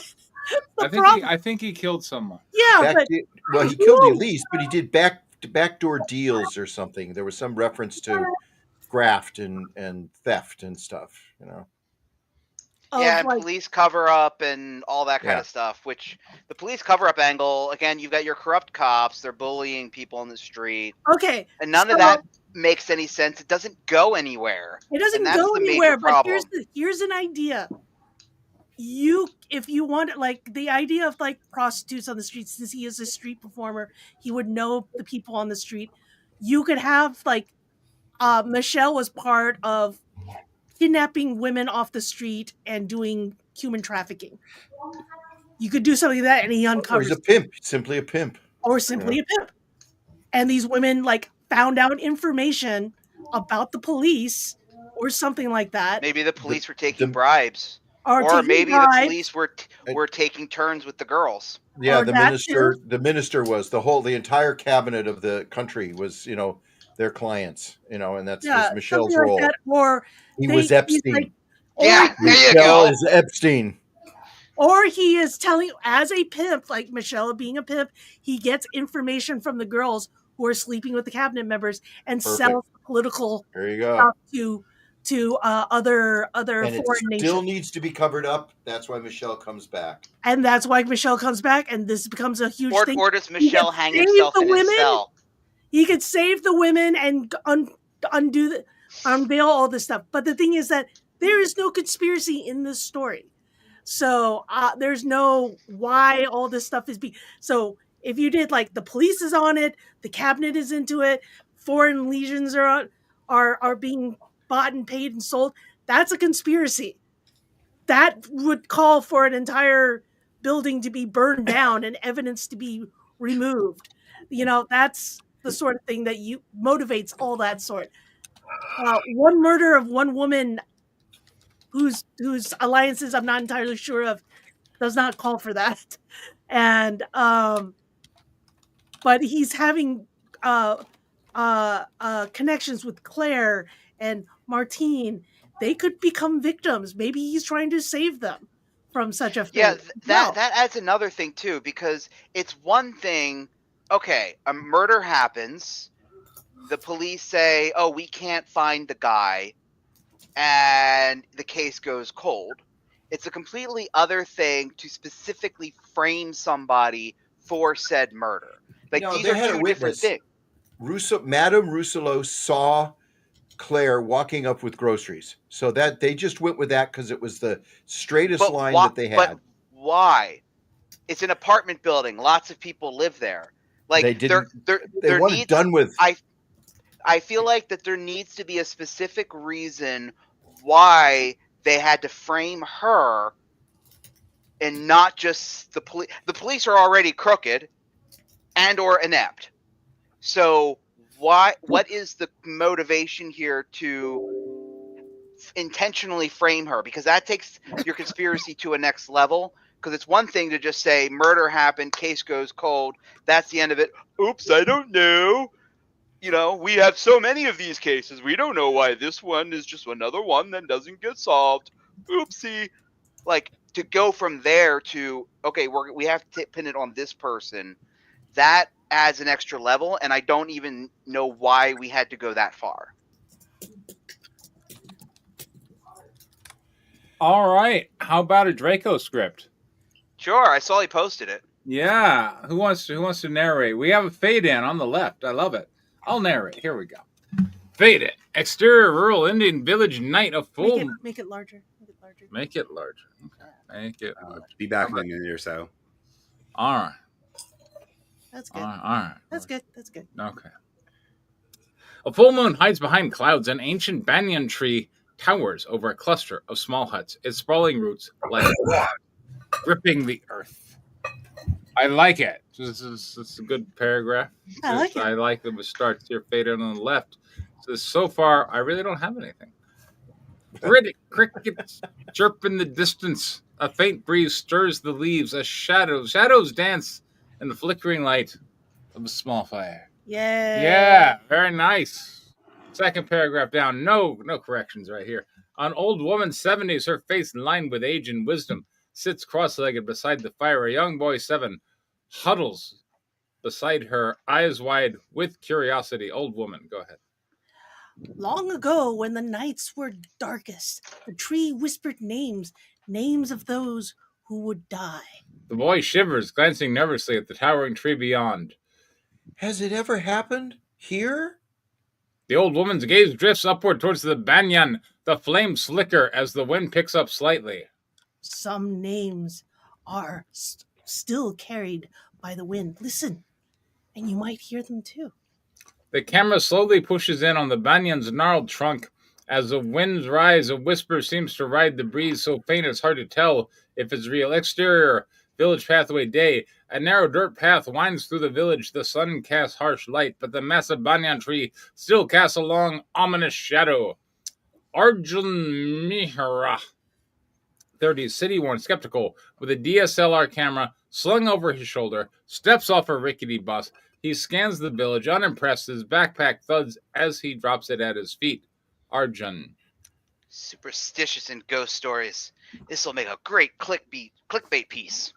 A few villagers watch from a distance, wary. Their chatter hushes as he approaches. Arjun raises his camera, snaps photos of the banyan, the huts, the wary faces. He gestures to a passing young man.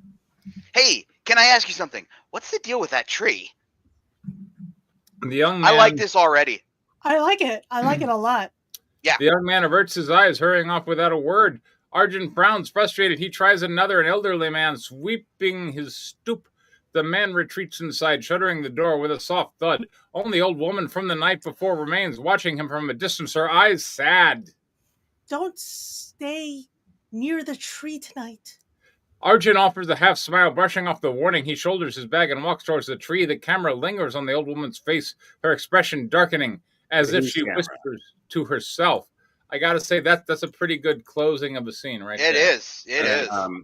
Except you're doing cinematography in a script. Yep, he does it on the other previous stuff too. I mean, he does it constantly because that's what he does. But also, Arjun has a camera, so is Arjun pointing his camera at this person? That's a good camera. There you go. All right. Exterior banyan tree clearing evening. The sun dips low, casting golden light that filters through the banyan's massive canopy. The tree's roots coil like serpents across the ground. Arjun kneels beneath the tree, setting up his equipment, DSLR on a tripod, digital audio recorder, small lantern. He checks the angle of his camera, adjusting the lens for a wide shot of the tree. Let's see what ghosts you really have. He glances around, no one in sight, the village in distant now, and all is eerily quiet. Even the birds have gone silent. The Arjun taps the recorder, testing it. Audio test. Banyan tree. Sadpur village. Sunset. Locals claim whispers can be heard at night. We'll see. The breeze picks up, rustling the leaves. Arjun looks up at the crackling branches. He sets his lantern down beside the tree's trunk, its warm glow casting strange, shifting shadows. Just wind. Just wind. He sits down, leaning against the trunk, notebook in hand. As the last light fades and darkness slowly creeps over the clearing. Hold on. He has a DSLR camera and what kind?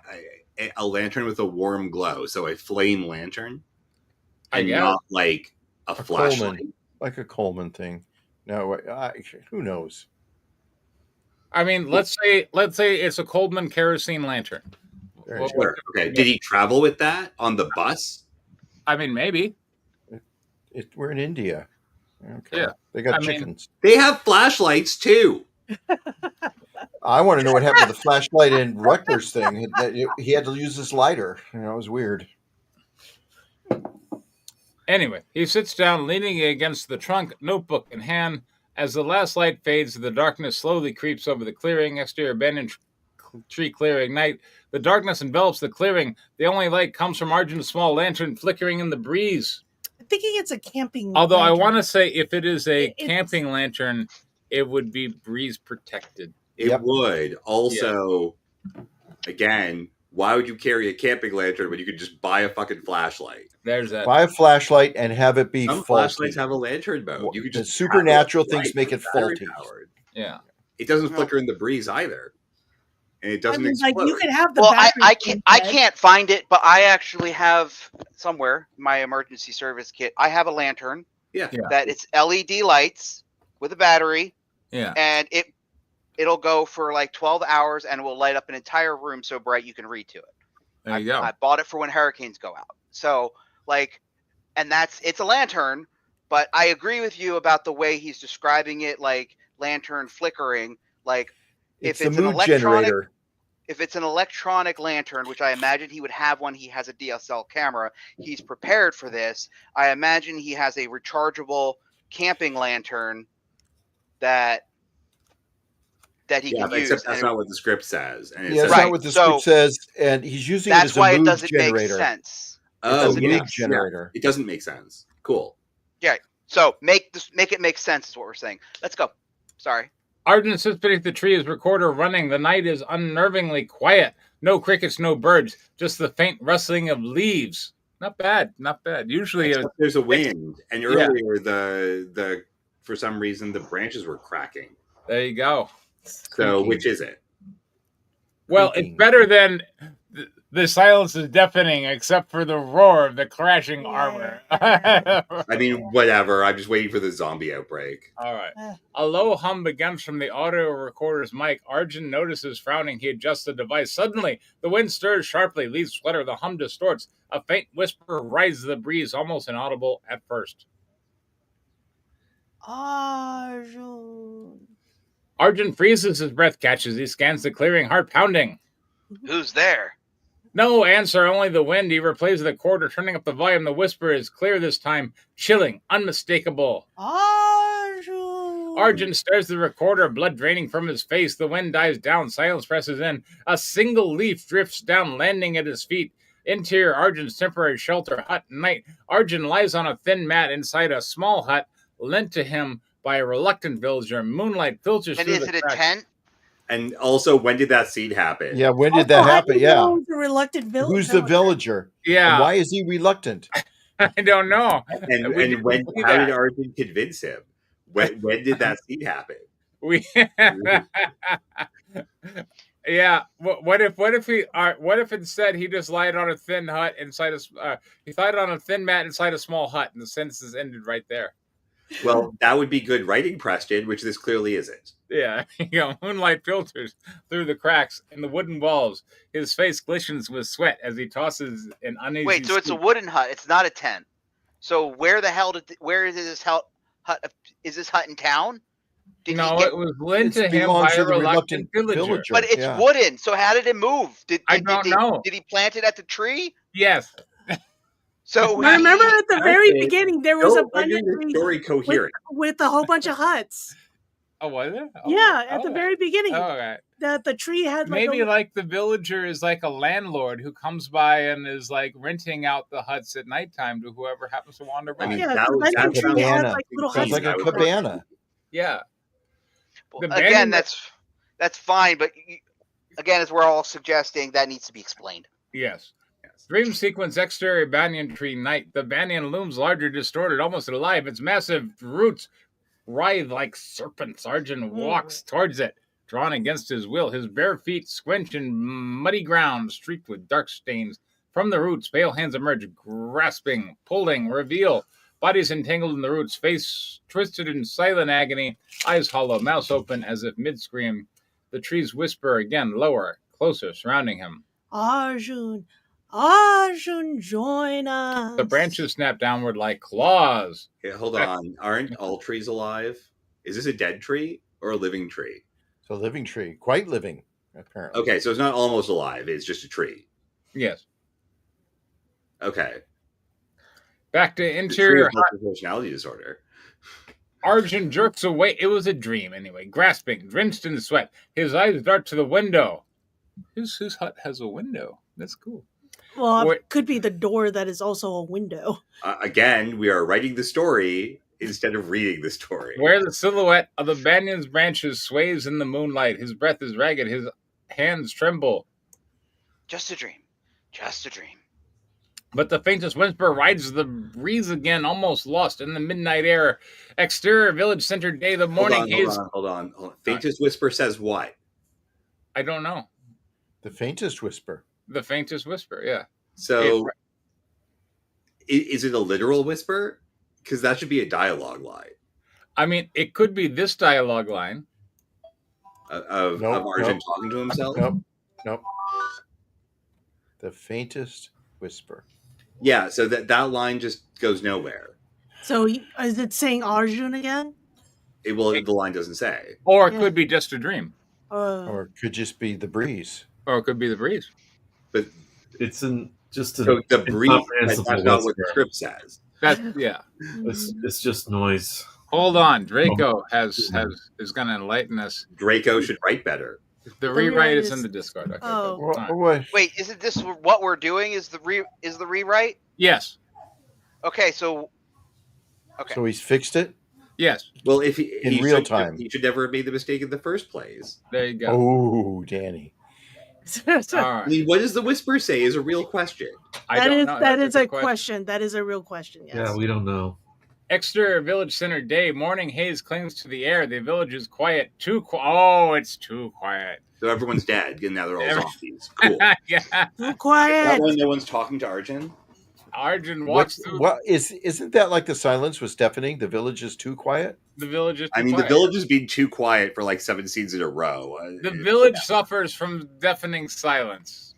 They're all mimes. What a terrible place to live. They're all mimes. Yeah. Why would anyone live there with a haunted tree and deafening silence? I don't know. God, just fucking move. Yeah. Arjun walks through the narrow paths, visibly shaken, clutching his recorder. He approaches a group of villagers chatting near a water pump. Well, all right, hold up. If we have villagers chatting, it's not quiet. That it's not that quiet. And there's water pumping. So actually, there's water pumping. How is the village too quiet if villagers are chatting and water is pumping? That's my question. I don't know if anyone else has been to a rural village, but the last thing I expect from a rural village is narrow paths. Yeah. All right, Arjun. Please, I just need to ask you something. Did anyone else hear the whisper last night? The villagers. Wait, we need them to reply what whisper, and then he can reply with what it was. And that would that would involve dialogue. So we can't. That's called dialogue. Yeah. Well, no, we can't do that because then we got to pay the actors more. Yeah. If they have dialogue, so this way they don't have dialogue. Therefore. Oh yeah, you did not look at the bottom of the page, John, because there's a really, really bad line for that coming up real soon. The villagers hurry, get to it. Exchange 10 glances. One woman quickly ushers their child away. Another man turns his back. Arjun takes a desperate step closer. I heard my name from the tree. There's something real going on. Hell yeah. A door slams shut nearby. One of the men spits on the ground, muttering in Bengali, he's marked. Yeah, so that's a line of dialogue. That's dialogue. And furthermore, it wouldn't be a line that we in English would understand. Unless you want to put a in title Bengali, card. He's marked. Yeah, like you want to put like subtitles showing us what it would be in English. Although you could actually have him say that, and we never know what it means. Yeah. I've also written stories where someone says something that I know what they're saying, and I write the dialogue in a different language. But if you know what that language was, you'd know what they're saying. But the English speakers, being most of the audience, does not know what they're saying. Well, that's what the subtitles are for. So what I typically do in that case is it depends on whether or not I want the audience, the English-speaking audience, to know what he's saying or not.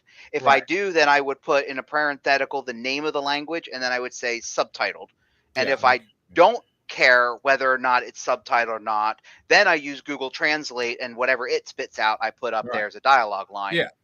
Or that's how. Say, man, open bracket in Bengali, he's marked, and make the subtitle the subtitle people's job. Because that depends on the region in which you're showing it.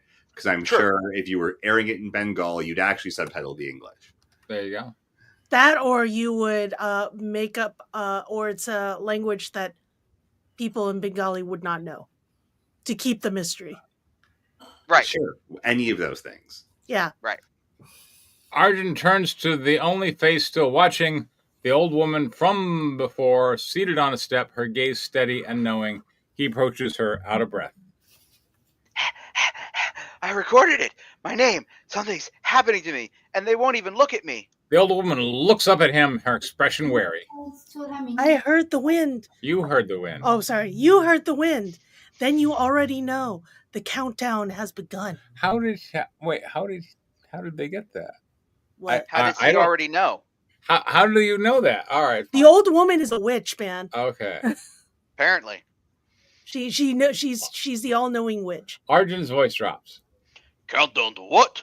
Death? Madness? A hoax? All good questions. What the hell is this tree? She slowly rises, stepping closer to him. A long time ago, a man was killed beneath that tree, buried without a name. Now it takes names. Oh, wait, is it? I think this is dialogue. It's not tagged like dialogue. It is not. Line, Preston. Now, okay, all right. I'm going to read it like dialogue. Go ahead. Now it takes names of its own. Blood remembers. So does the wind. Arjun stares at her, unsure whether to believe or run. Exterior banyan tree dusk. The sky burns orange as the sun sinks low. Long shadows stretch across the clearing. A murder of crows circles above, the banyan clawing sharply. Arjun returns with a small shovel, a flashlight strapped to his chest, and a determined expression. Now he has a flashlight. You should just keep he buy the shovel? Where was any of this stuff? Sweat clings to his brow. He nears the base of the banyan where the roots twist up unnaturally as if hiding something. Let's see what you're And now hiding. It's worse that he has a flashlight. Just take the lantern and then put the oil on the tree and burn it to the ground. He begins to dig between the roots. The ground is dry, stubborn, until the soil suddenly turns loose and black. Clang. His shovel hits something.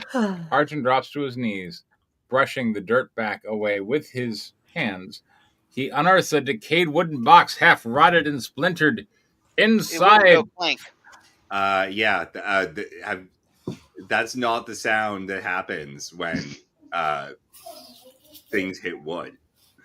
Especially when they're rotted wood. Rotted wood tends to be soft. So maybe especially in wet ground like that. So instead, what word should he put here instead of thunk? There we go. Yeah. Inside. Or it could be a metal box. No. Inside, well, no, it's a decayed wooden box. And silver doesn't rust. Inside, that is a good point. A rusted, yeah. Well, I mean, it doesn't rust. It does tarnishes. tarnish. It does tarnish. Yeah. I mean, that's really bad. Yeah. A tarnished silver pendant covered in dried mud. Stop improving the story when you read it.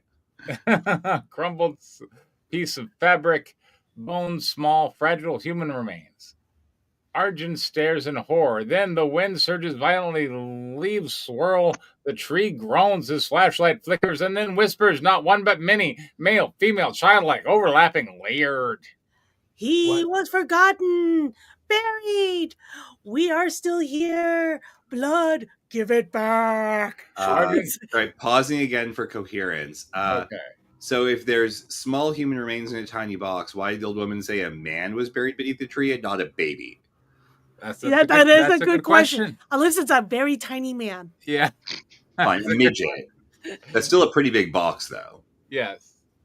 Unless Peter Dinklet he was buried with a child. Yeah. Then why was there only small bones? I don't know. What happened to the other bones? Yes, only finger bones. I love that. Only what you could get at like Spirit of Halloween. Yeah. or what's that meme they say? I'm going to get a Halloween skeleton. I'm going to put it in the walls when I'm going to redo my kitchen. So I'm going to put the Halloween skeleton into the walls when I'm redoing the kitchen, so that the next person that buys his house and redoes the kitchen, they get a fright. Yeah. There's like a whole meme about that. They either do it under the porch or they'll do it in the wall when they're remodeling their house. That's actually pretty funny, though. That would be freaking funny. My favorite is always like they retile a kitchen or something, and they'll just use red paint, and they'll do like a murder happening. No, just do a chalk outline. Just do a chalk outline. Yeah, they do like a chalk outline, and you could see like a murder, blood splatter, murder, and then they'll have like my favorite one is like a little doll. You have like little doll prints of the shoes, and the doll apparently murdered someone and got away, and then they covered it up. So they told the story. So that's actually brilliant. All we need now is a mime to investigate it. Can we read that story instead, Diane? Because that'd be great. I would love to do that, actually. I put the footprints on the ceiling. That's always interesting. There we go. Yeah. Arjun clutches the pendant, backing away, breath ragged. The wind cuts out abrupt. The voices vanish. Only his panicked breathing remains. Exterior banner tree night. The clearing is drenched in darkness. Clouds choke the moonlight. The air is still. It's too still. How do you film still air? I don't know how you. How do you film too still air? A special filter. These are good questions. I don't know how to do that. Arjun stands before the banyan, clutching the pendant, his breath visible in the unnatural cold. His camera bag hangs off one shoulder, and the audio recorder dangles from his belt. Blinking red, he sets the pendant at the base. Before the story continues, what's the over-under on him having a flame lantern or a flashlight? He had a flashlight attached to his flickering flashlight. Yeah, let's go with a flickering flashlight. You got to pick one, Robert. How does a flashlight flickering flashlight? That's one. No, a flickering flashlight was attached to his body. Yeah, a flashlight as opposed to a flame lantern. That's what we're going. Yeah, no flame lantern, no Coleman. Yeah. Just a Coleman in scene 2, and then a flashlight from then on. Yeah, it might have been in the hut, I found it. This was yours, wasn't it? Whoever you are, whatever happened to you, I'm not here to hurt anyone. I just want to understand. Silence! Then a screech from the branches above. Crack, snap. The branch slams down near him, narrowly missing. The ground trembles. Suddenly, all his devices glitch. The recorder emits high-pitched feedback. His camera flickers. Display distorted faces that aren't his recorder. Arjun, stay! Shadows dart between the roots of figure. Vague, smoky skeletal lunges towards him from the dark. Arjun stumbles backwards, slipping in the dirt. His eyes camera jitters with handheld motion. Branches lash out like arms, clawing at him. Hold on, did the script just say like we're doing handy cam here? Yes, he runs. Camera jitters with handheld motion. Yes, it does. Yeah, okay. So that shouldn't be in the script. That's the cinematographer's job. That's not your job. Yeah. Anyway. Although you could Blair say that Witch it's Project. so It's you the can Blair give Witch the Project. cinematographer something to do. Branches lash out like arms, clawing at him as he sprints through the underbrush. A root catches his ankle. He falls. The spirit's breath. The spirit's breathy voice surrounds him now, close and wet in his ears. Wait, how So- do Close and that? wet. So is the whisper Close and the and wet. spirit all supposed to be voiced by different actors? I I don't mean, know. clearly, because they have different dialogue tags. Yeah, Yes. they Right. said it was men, women, and childlike. So voices. That's why there's only one voice with 3 Yeah, people. you got to pay voice actors You too. dug up what was buried. Now bury yourself. What did he dig up? He dug up the little The box. the wooden box. Oh, the box. With the the He box dug tiny- up the baby box. The bear. tiny with the Pandora's tiny, box. I'm telling you. Yeah. with the He tiny dug up the bones. box. With the tiny bones. What's Our in the Furies have box? escaped. Yeah. Arjun scrambles to his feet, gasping, and he stumbles back towards the edge of the clearing. He makes it out barely. He collapses outside the banyan shadow, shivering and wide-eyed. Exterior village outskirts night. Arjun, filthy, bloodied, and wide-eyed, limps. Bloodied? Why is he bloodied? He fell down. the I fell script says- down. The script says he is bloodied. Okay. Arjun, filthy, bloodied, and wide-eyed, limps through the village path. A lantern swings from a post. Dogs bark in distance. Doors remain firmly shut. He arrives at the old woman's small house. She sits outside as if expecting him. I saw it. The tree. There's something in it. It attacked me. It knows me. I brought the pendant. I tried to give it back. She doesn't speak right away, just studies him with a mournful gaze. The pendant belonged to a traveler like you long ago. They say he was murdered under the tree by jealous villagers, buried without a name, without a prayer. Arjun sinks to the ground. Why is it after me? I didn't kill anyone. I just wanted the truth. You disturbed what should have stayed buried. Now it remembers pain, betrayal, and it thinks you are him. A long beat then. There is no escape, only atonement or surrender. Bury the pendant where he died. Speak his name if you know it. If not, offer your own. Arjun looks up. That sounds like a bad idea. Arjun looks up toward dawning. Also, why didn't she tell him this last time? That's a good question. You're saying I either put myself in that grave or stay hunted forever? Old woman, you already carry.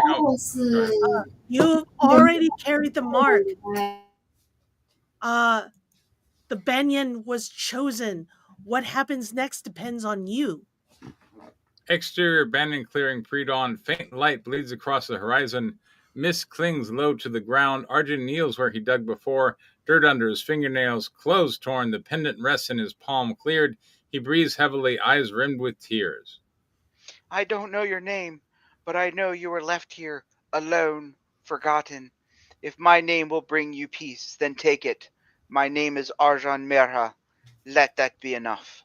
He places the pendant back in the grave. A low, long silence follows. The air is still. Then the ground trembles slightly. Roots writhe like fingers, slow and deliberate, pulling the pendant down, bearing at Arjun exhales relieved until a root coils around his ankle. No, wait!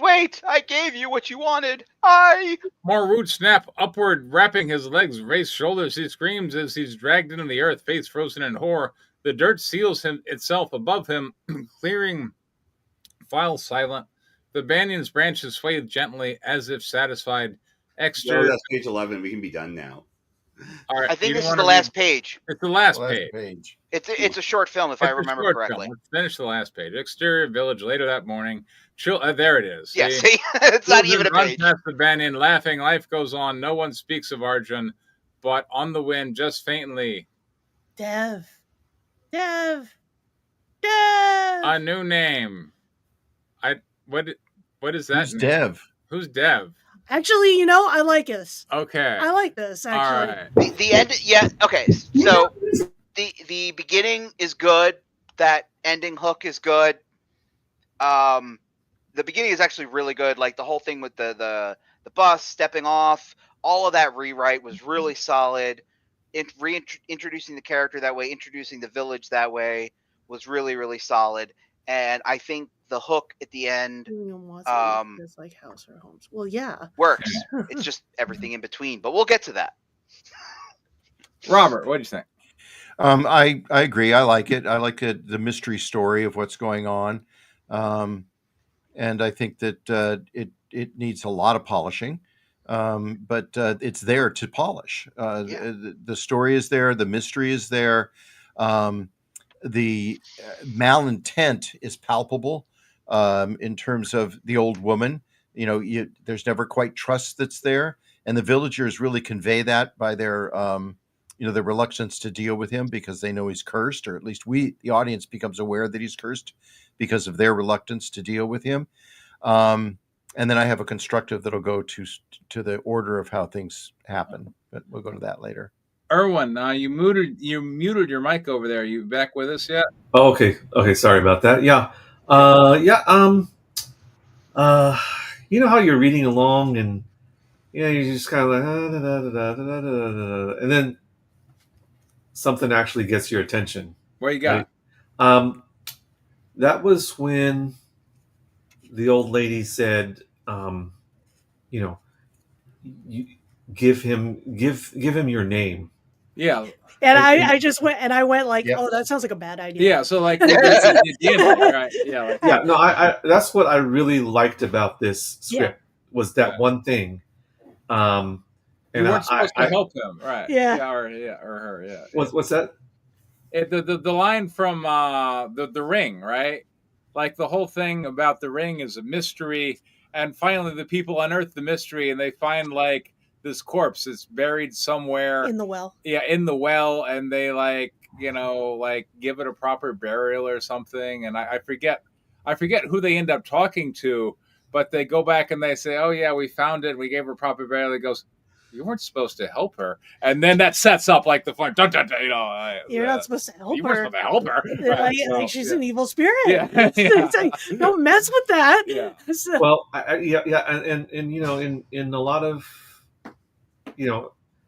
I encourage what's his name, Draco, to go and talk to his grandparents and stuff and whatnot, and find out if there's something interesting in his family history about names, because especially in older generations, there's all sorts of crazy crap that has to do with our names. Like my, on my father's side, my grandparents have a whole bunch of names. Like I can't keep track of all the names that they had, and why they had those names, and what the meanings were, and so on and so forth. So yeah, I would be really interested in having Draco explore that and make it the integral part of the story and the resolution of the conflict and the resolution of the story. So I'm interested. I'm really interested. Dan. I love the beginning and I love the ending. I agree that the middle needs a lot of polish, but overall, I liked it. I really like the old lady when she does say the line. It's like, you give him back the pendant and you give him and say the person's name. If it doesn't have a name, you can give it yours. And I just went, the minute I read that, I just went, oh, that sounds like a bad idea. So bad idea, because that was like pure setup right there. And as a person who loves horror films, that's kind of where I just went, that's not a good idea. You should probably give someone else's name. Or you could have asked the old lady what's her name. Exactly. So if it doesn't matter, I'll give it your name. Yeah, and which would have been a interesting take also in an alternate version of this. But I like I said, it does need polish. It's kind of very little though, honestly, but it's there. Like the conflict's there, the characters are there.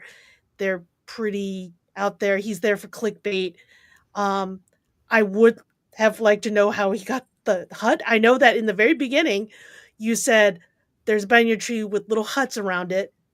So if everybody is actually scared of this tree, why are there little huts around it? Unless that's further away. Why is it in a big clearing then? Yeah, it's also in a big clearing. Unless he has a tent If he has a tent, I get it, but not a hut. So I felt like I literally, as I read this, I saw hut, but I literally crossed it out of my head and wrote tent in my head because I understand the huts were in the village, but which could be away from the tree, which I assumed is what he meant. But you need to specify that. Getting into small criticism right there, but overall, I actually like this. It had wonderful suspense. It had two main characters in a certain amount of conflict.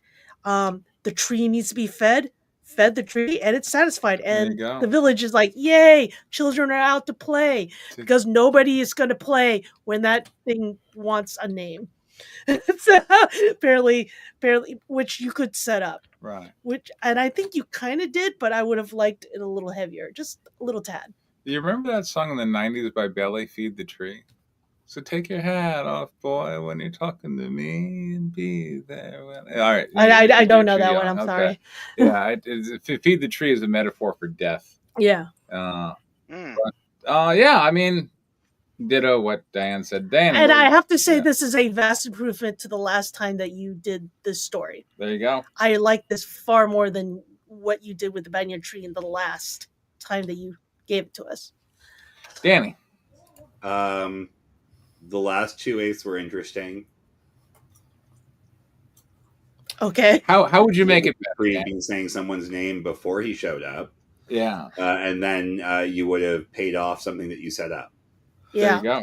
That's true. Robert, I can't be giving you a headache this early into the commentary. There you go.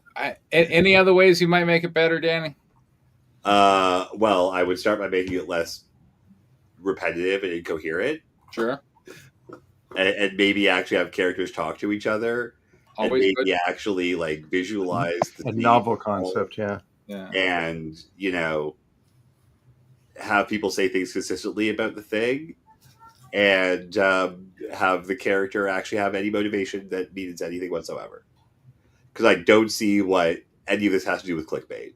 So that is true. The entire premise of this story is deeply flawed, and it doesn't really pay off anything that it sets up. Diane. I agree with the clickbaity thing. I don't know why this tree is important. He learns about it later, but he already has all his equipment and stuff. So, well, except for the shovel he bought halfway through the scene. Yeah, but the thing is that now he rented the scene we didn't see from the Man Hamper's world. We didn't see. Yeah, and I would like him. Maybe he's I would have had more setup. He was a backpacker. He's looking for things to have clickbaity stuff, and he heard about this ghost story. And maybe he could say that in his video if he's filming.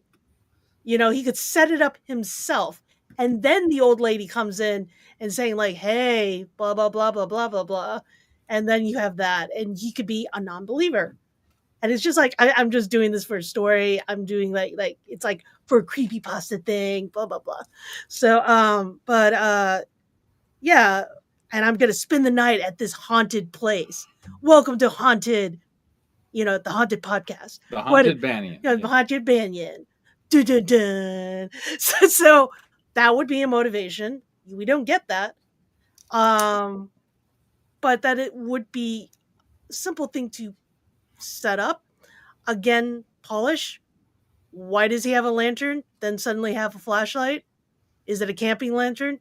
If he actually had a tent, that makes sense. So, but yeah, if he's backpacking, gone to hostels, sure, whatever. But set that up. And you kind of don't. You kind of like just splayed around. It was kind of random. Where'd the shovel come from? No idea. He could just... when did he buy a flashlight? And when did he get a flashlight? Like, why wasn't it there before? You had a lantern. Why did the old woman not tell him? Sorry, it's really incoherent, this story. And yeah, it needs some polish, and that polish should start with a page 1 rewrite. Yes. Well, it's also like the setup, yes, needs a rewrite. The middle needs a rewrite. The ending, I'm actually okay with. The last 2/8 are fine. Yeah. The last couple pages are fine. So, but I like the beginning, needs polish. The middle absolutely needs polish. But the last couple of pages, yeah, I'm fine with that. So I'm fine with that. But again, get your props in order. Get that. Why is he there? That motivation there, because if it's clickbaity, why is it clickbaity? Why is it there? Why does he think does he? Yeah, set that up. The old woman set up a dialogue exchange while he's doing the video. Maybe he's like I said, maybe he's a non-believer. I'm just like, I'm doing this for the clicks, lady. You don't have to tell me. I already know the story. Oh, or like, oh, you know the story? Why don't you tell them? And I'll tell you. It's like the story that goes, no, you're saying the story wrong. Oh, I like that. That's a cool idea. You're saying the story wrong. That's like, you should not be messing with that tree, and you're telling the story wrong. And it goes, hey, I researched this on Wikipedia, man. There you go. So you get like the tourist who thinks he knows everything. Yeah. So he thinks he knows everything because he read it off the internet. Yeah. So, I love it. I mean, that sounds really interesting, and it sounds like it's based on a basic understanding of human beings. Yeah. Yeah. And That would be great. So, I was actually, so when I'm doing my work, sometimes I listen to people doing Reddit reactions. Okay. And there's this. Yeah, there are YouTube channels that just read Reddit stories. And I just listen to them and like laugh. Yeah. So, but there was one where this American lady with Scottish heritage comes over to Scotland, and then the Scottish people quiz her and goes, "You're not really Scottish." "Yes, I am. I'm 100% Scottish. I know more about Scotland than you." And I just started laughing. It's like, your family has not been in Scotland for 500 years, and you think you know more about Scotland than actual residents. Yeah. Oh, I think I heard that. That was very funny. That is very funny, and this could be something like that. Yeah. Like, oh yes, I know about this because blah blah blah. All of this is like, you're a tourist, you know nothing about this thing, so you're doing this wrong. You're telling the story wrong, and you could mock this lady, and with that will require conflict, and you kind of don't care if he gets killed. But then again, if he gives the name of the lady, that would put in like a monkey in the wrench. It's like if he gives the name of the lady. Okay, yeah, that would be an interesting twist ending. Yeah, that would be an interesting twist ending. All right, Erwin, how could we make this better? You're muted, by the way. Again, I've got an idea for Draco. I'm not going to. Y'all are doing a lot of good work here, talking about all sorts of issues with the script and stuff. But I've got an idea for Draco. I don't know if Draco is of like African American descent or what. He's never shown us his face, so we don't know. His icon is African American. His icon is. He's got African American black, right? His icon is black. He could be Haitian or right. But yeah, I'm wondering if he has roots in the American mainland and whatnot. Because I would be really interested in a short film. And short films, there are a lot of sucky short films because you're not going to tell a new and unique, interesting story most often. Your short film is going to be interesting because it's got really interesting images, or it's about something that no one has ever made a short film about or whatever. And I would love to see a short film about slave names, about the names that were taken away, forgotten, the names that the so-called masters replaced, for these people, or the children that were born into slavery and never got a chance to get like a real name. They were just given a slap the name by by the slave master or whatever, and some of these names are really goofy and stuff. Back then the people didn't respect people's names whatsoever. Even back in, I did research for a book that I co-wrote, and I found the 1870 census information. and this is the first time that there was a large number of Chinese in Texas, right? Well, rather than like write down their actual names, some of these people were just named like on the census, like John Chinaman, Yeah. Bonnie Chinaman, like their last name was Chinaman. China Polly. What's China that? Polly. That was one too. Yeah. Oh, what was this in Texas or? There is actually an historical character, a historic figure. Her name, she had a real name. She was a woman taken from like a rural area from China, come to the American West during the Gold Rush, and they changed her name to China Polly, and she ended up like doing. They made a film about her called "The Thousand Pieces of Gold," which I enjoyed very much. That's a famous book. Yeah. Yeah, it's a wonderful book, and then Rosalind Chow was in that, and she played China Polly, which she did not like the name of, she eventually kind of accepted it. But Chinaman right there. When you said that, it reminded me of Roots. My name is Kunto Kinte. Yes. Kunta Kinte, and he refused to take on the Christian name. Mm-hmm. So. But yeah, I mean, it was addressed in Roots, and yeah, I mean, there's so much potential there that I think of course there could be a short horror film about that. Something to do with that. So yeah, I think isn't this supposed to be in India? Yeah, it's in India. Yeah, it is supposed to be India. That's why this is an idea for him. It's not a revision of what he already has. So just to clarify, the idea to make this better is to do a completely different story. Well, I'm not saying make it better. I'm just giving him an idea. I mean, it's a completely different story. Yeah, it wouldn't be the same story. It would have it would definitely it could have a similar arc to it, right? Or is your idea to write a story that's actually about a thief? Yeah. Well, there was Sorry, I'm like, I mean, I don't mean to, because I think the idea you pitched is really good, Erwin. Mm-hmm. Just like you're not really addressing the work in front of you at all. Right? No, I'm not. I'm letting y'all do that. I mean, I mean, y'all are properly picking it apart. So that's fine. That's totally legit. I think it's a good pitch, and what does Preston typically say? How would you make the story better? And that was exactly how Urban would make this story better. You know what? I think the pitch Erwin gave was better than the story that we actually read. Robert.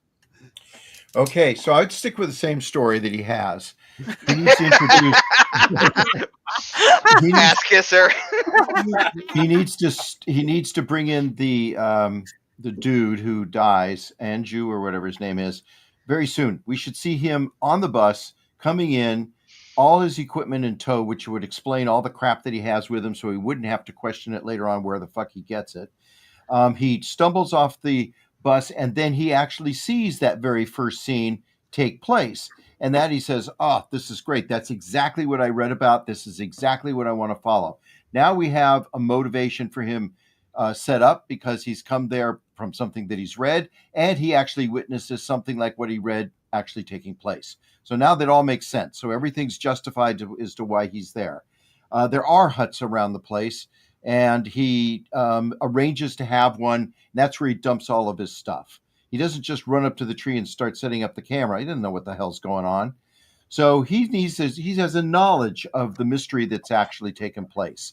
But then he starts to explore more. He wants some more backstory on it, and he keeps going in and dealing with it. I don't mind some of the stuff that takes place. It needs very much to have some dialogue that happens.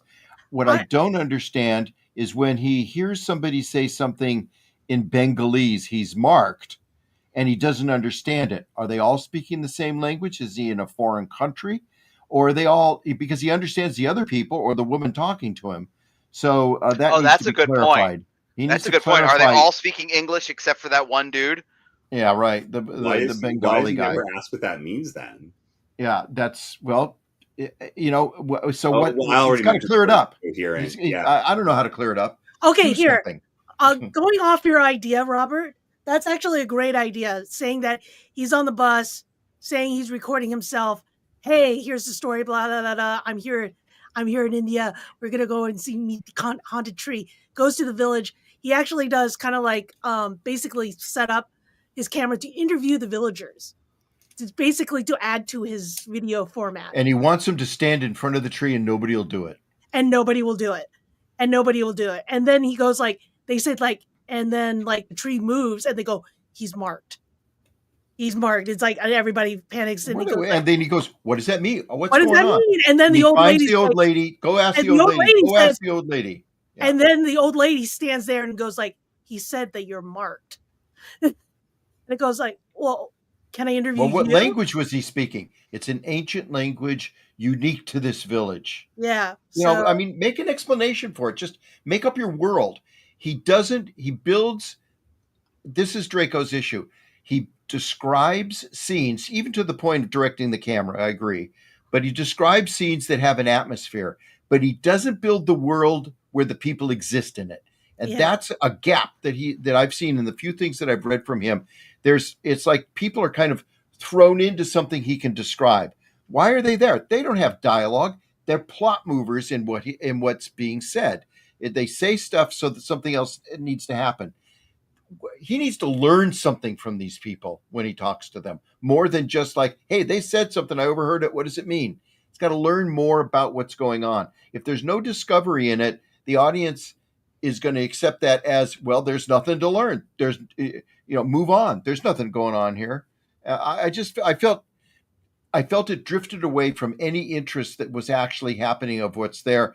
Geez, I hope the tree eats him, because that'd be a hell of a lot more interesting than him being kind of stupid. He's got to have motivation to dig that thing up. Okay. More motivation than that. He's got to go into some kind of trance fever that happens during the dream, and that needs to be more of it. This isn't a 10-minute story. This is like a Twilight Zone 30-minute episode of what happens. He's got to have more turmoil that drives him into a madness that makes him do these crazy things. And whether it's a delirium that he imagines he's being eaten by the tree, or he's actually eaten by the tree, that can be the metaphorical visual that takes place to end the film. And my lecture is over. I think another angle to approach is like what Robert's saying, is blurring the line between what is real and what's his imagination. Exactly what I'm saying. And like how, because again, like maybe his dream was real, maybe it's not. Maybe he was eaten by the tree, maybe he wasn't. Maybe he can't tell the difference, and he's slipping into this madness that he doesn't know what's going on, and maybe he thinks this is happening, but it's all in his own mind, and he gets eaten by the tree. In the next scene, he's being taken out on a cart by men in white lab coats. I think that would be a suitable ending. Like he got the Bengali fever, and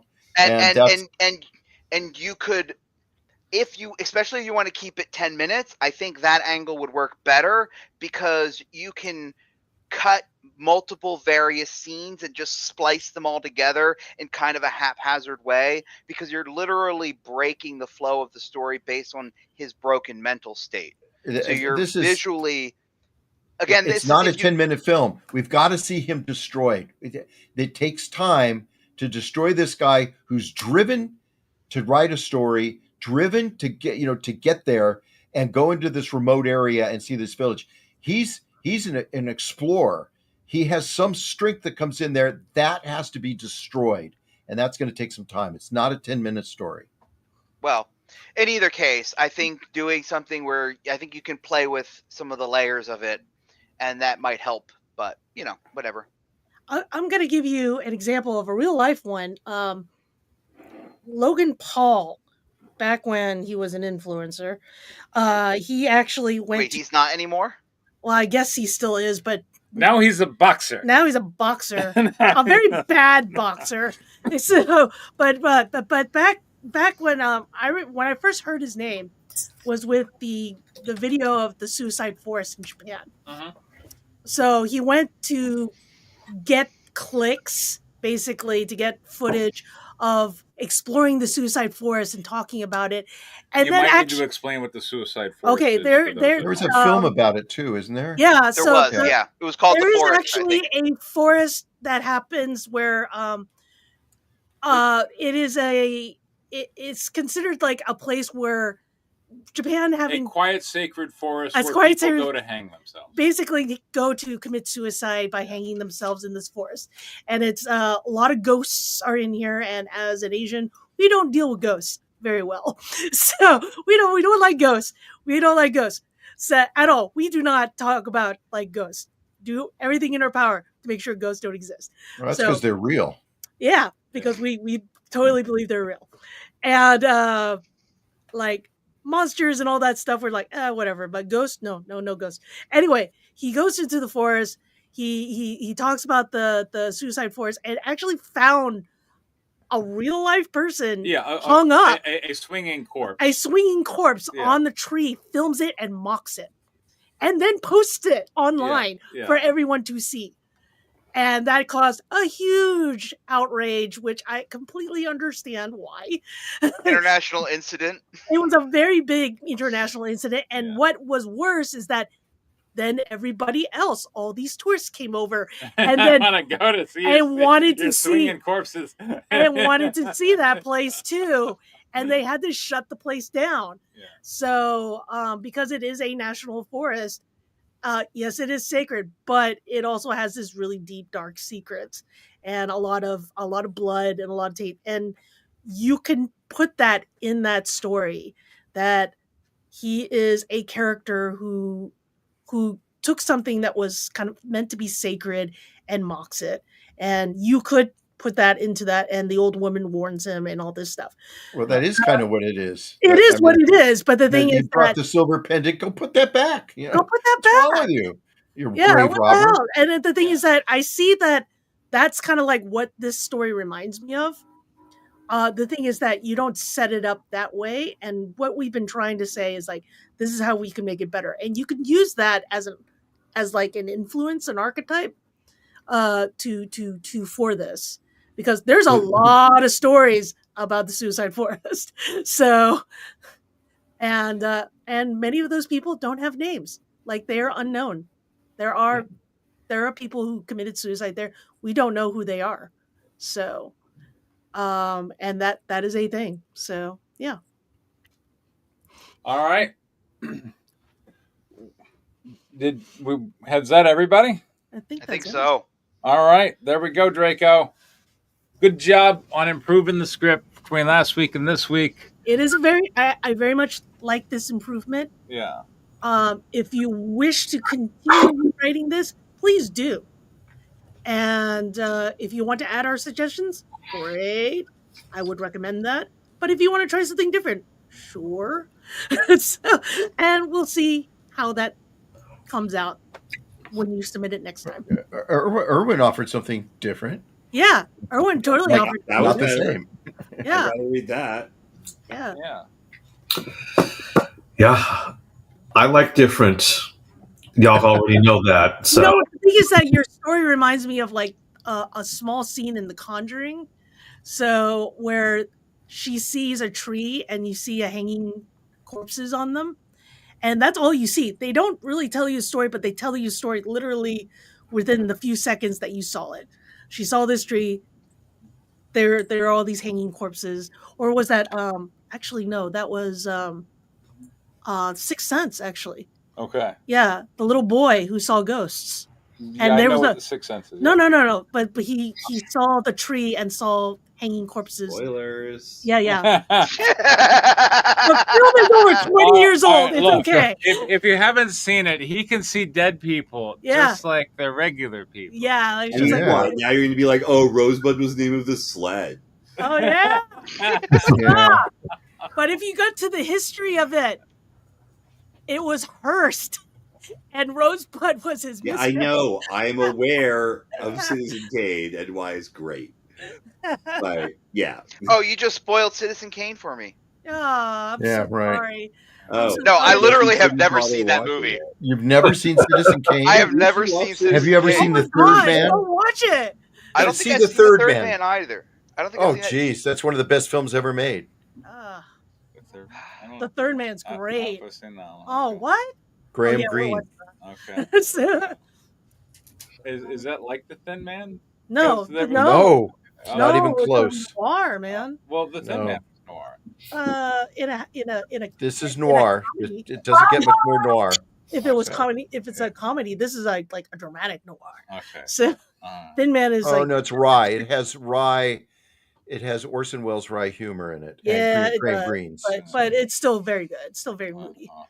Yeah, Lady from Shanghai. That's also really good. Yeah. Less so. No, Depends which one you're talking about. It's not a Third Man, but it's still very good. Yeah. Well, those are all the scripts we have for tonight. Maybe next week we'll have Zombies in the Old West. I think we might. We might. Awesome. I look forward to that. Ooh. And I talked to Jeff Don today. Yay, Jeff Don! Yeah. And he thought Zombies in the Old West was a cool idea. So. And he never saw Train to Busan. And he never seen Train to Busan. And I'm just going watch this movie. It's pretty good. That's it. Yeah. He's like, all right, cool. So, it's on Netflix. I think. It's on Netflix and YouTube. Oh, and it's on YouTube. I think it's also on Shudder. So. But I'm just saying, like, if questions came up, and questions might come up, like, well, what would the zombies look like? Well, I mean, there's an Oscar-winning makeup artist right there. Just ask him, like, how freaky you want to get with your zombie design. And if you want to, he's friends and keep in mind, if you call for 30 of them, that might mean we have to hire, like, 3 makeup people. That includes Greg Nicotero, I guess. He's friends with him. Yeah. Well, the good thing about zombie makeup is depending on how you do it, you can use the same dozen people, stunt guys over and over again just by doing different zombie makeup. Exactly. Oh, better hire a good script supervisor for that to make sure it all works then. There we go. Well, fortunately, my daughter was just trained on that. So hello, there's Danny right there. Look out. The Jones and me work. Your daughter was just trained on that. She was just trained on that. Skipping over Danny. Anyway, all right, everybody. Take care. We'll see you next week. Good night. Same time, same that channel. Bye, everybody. And make good choices.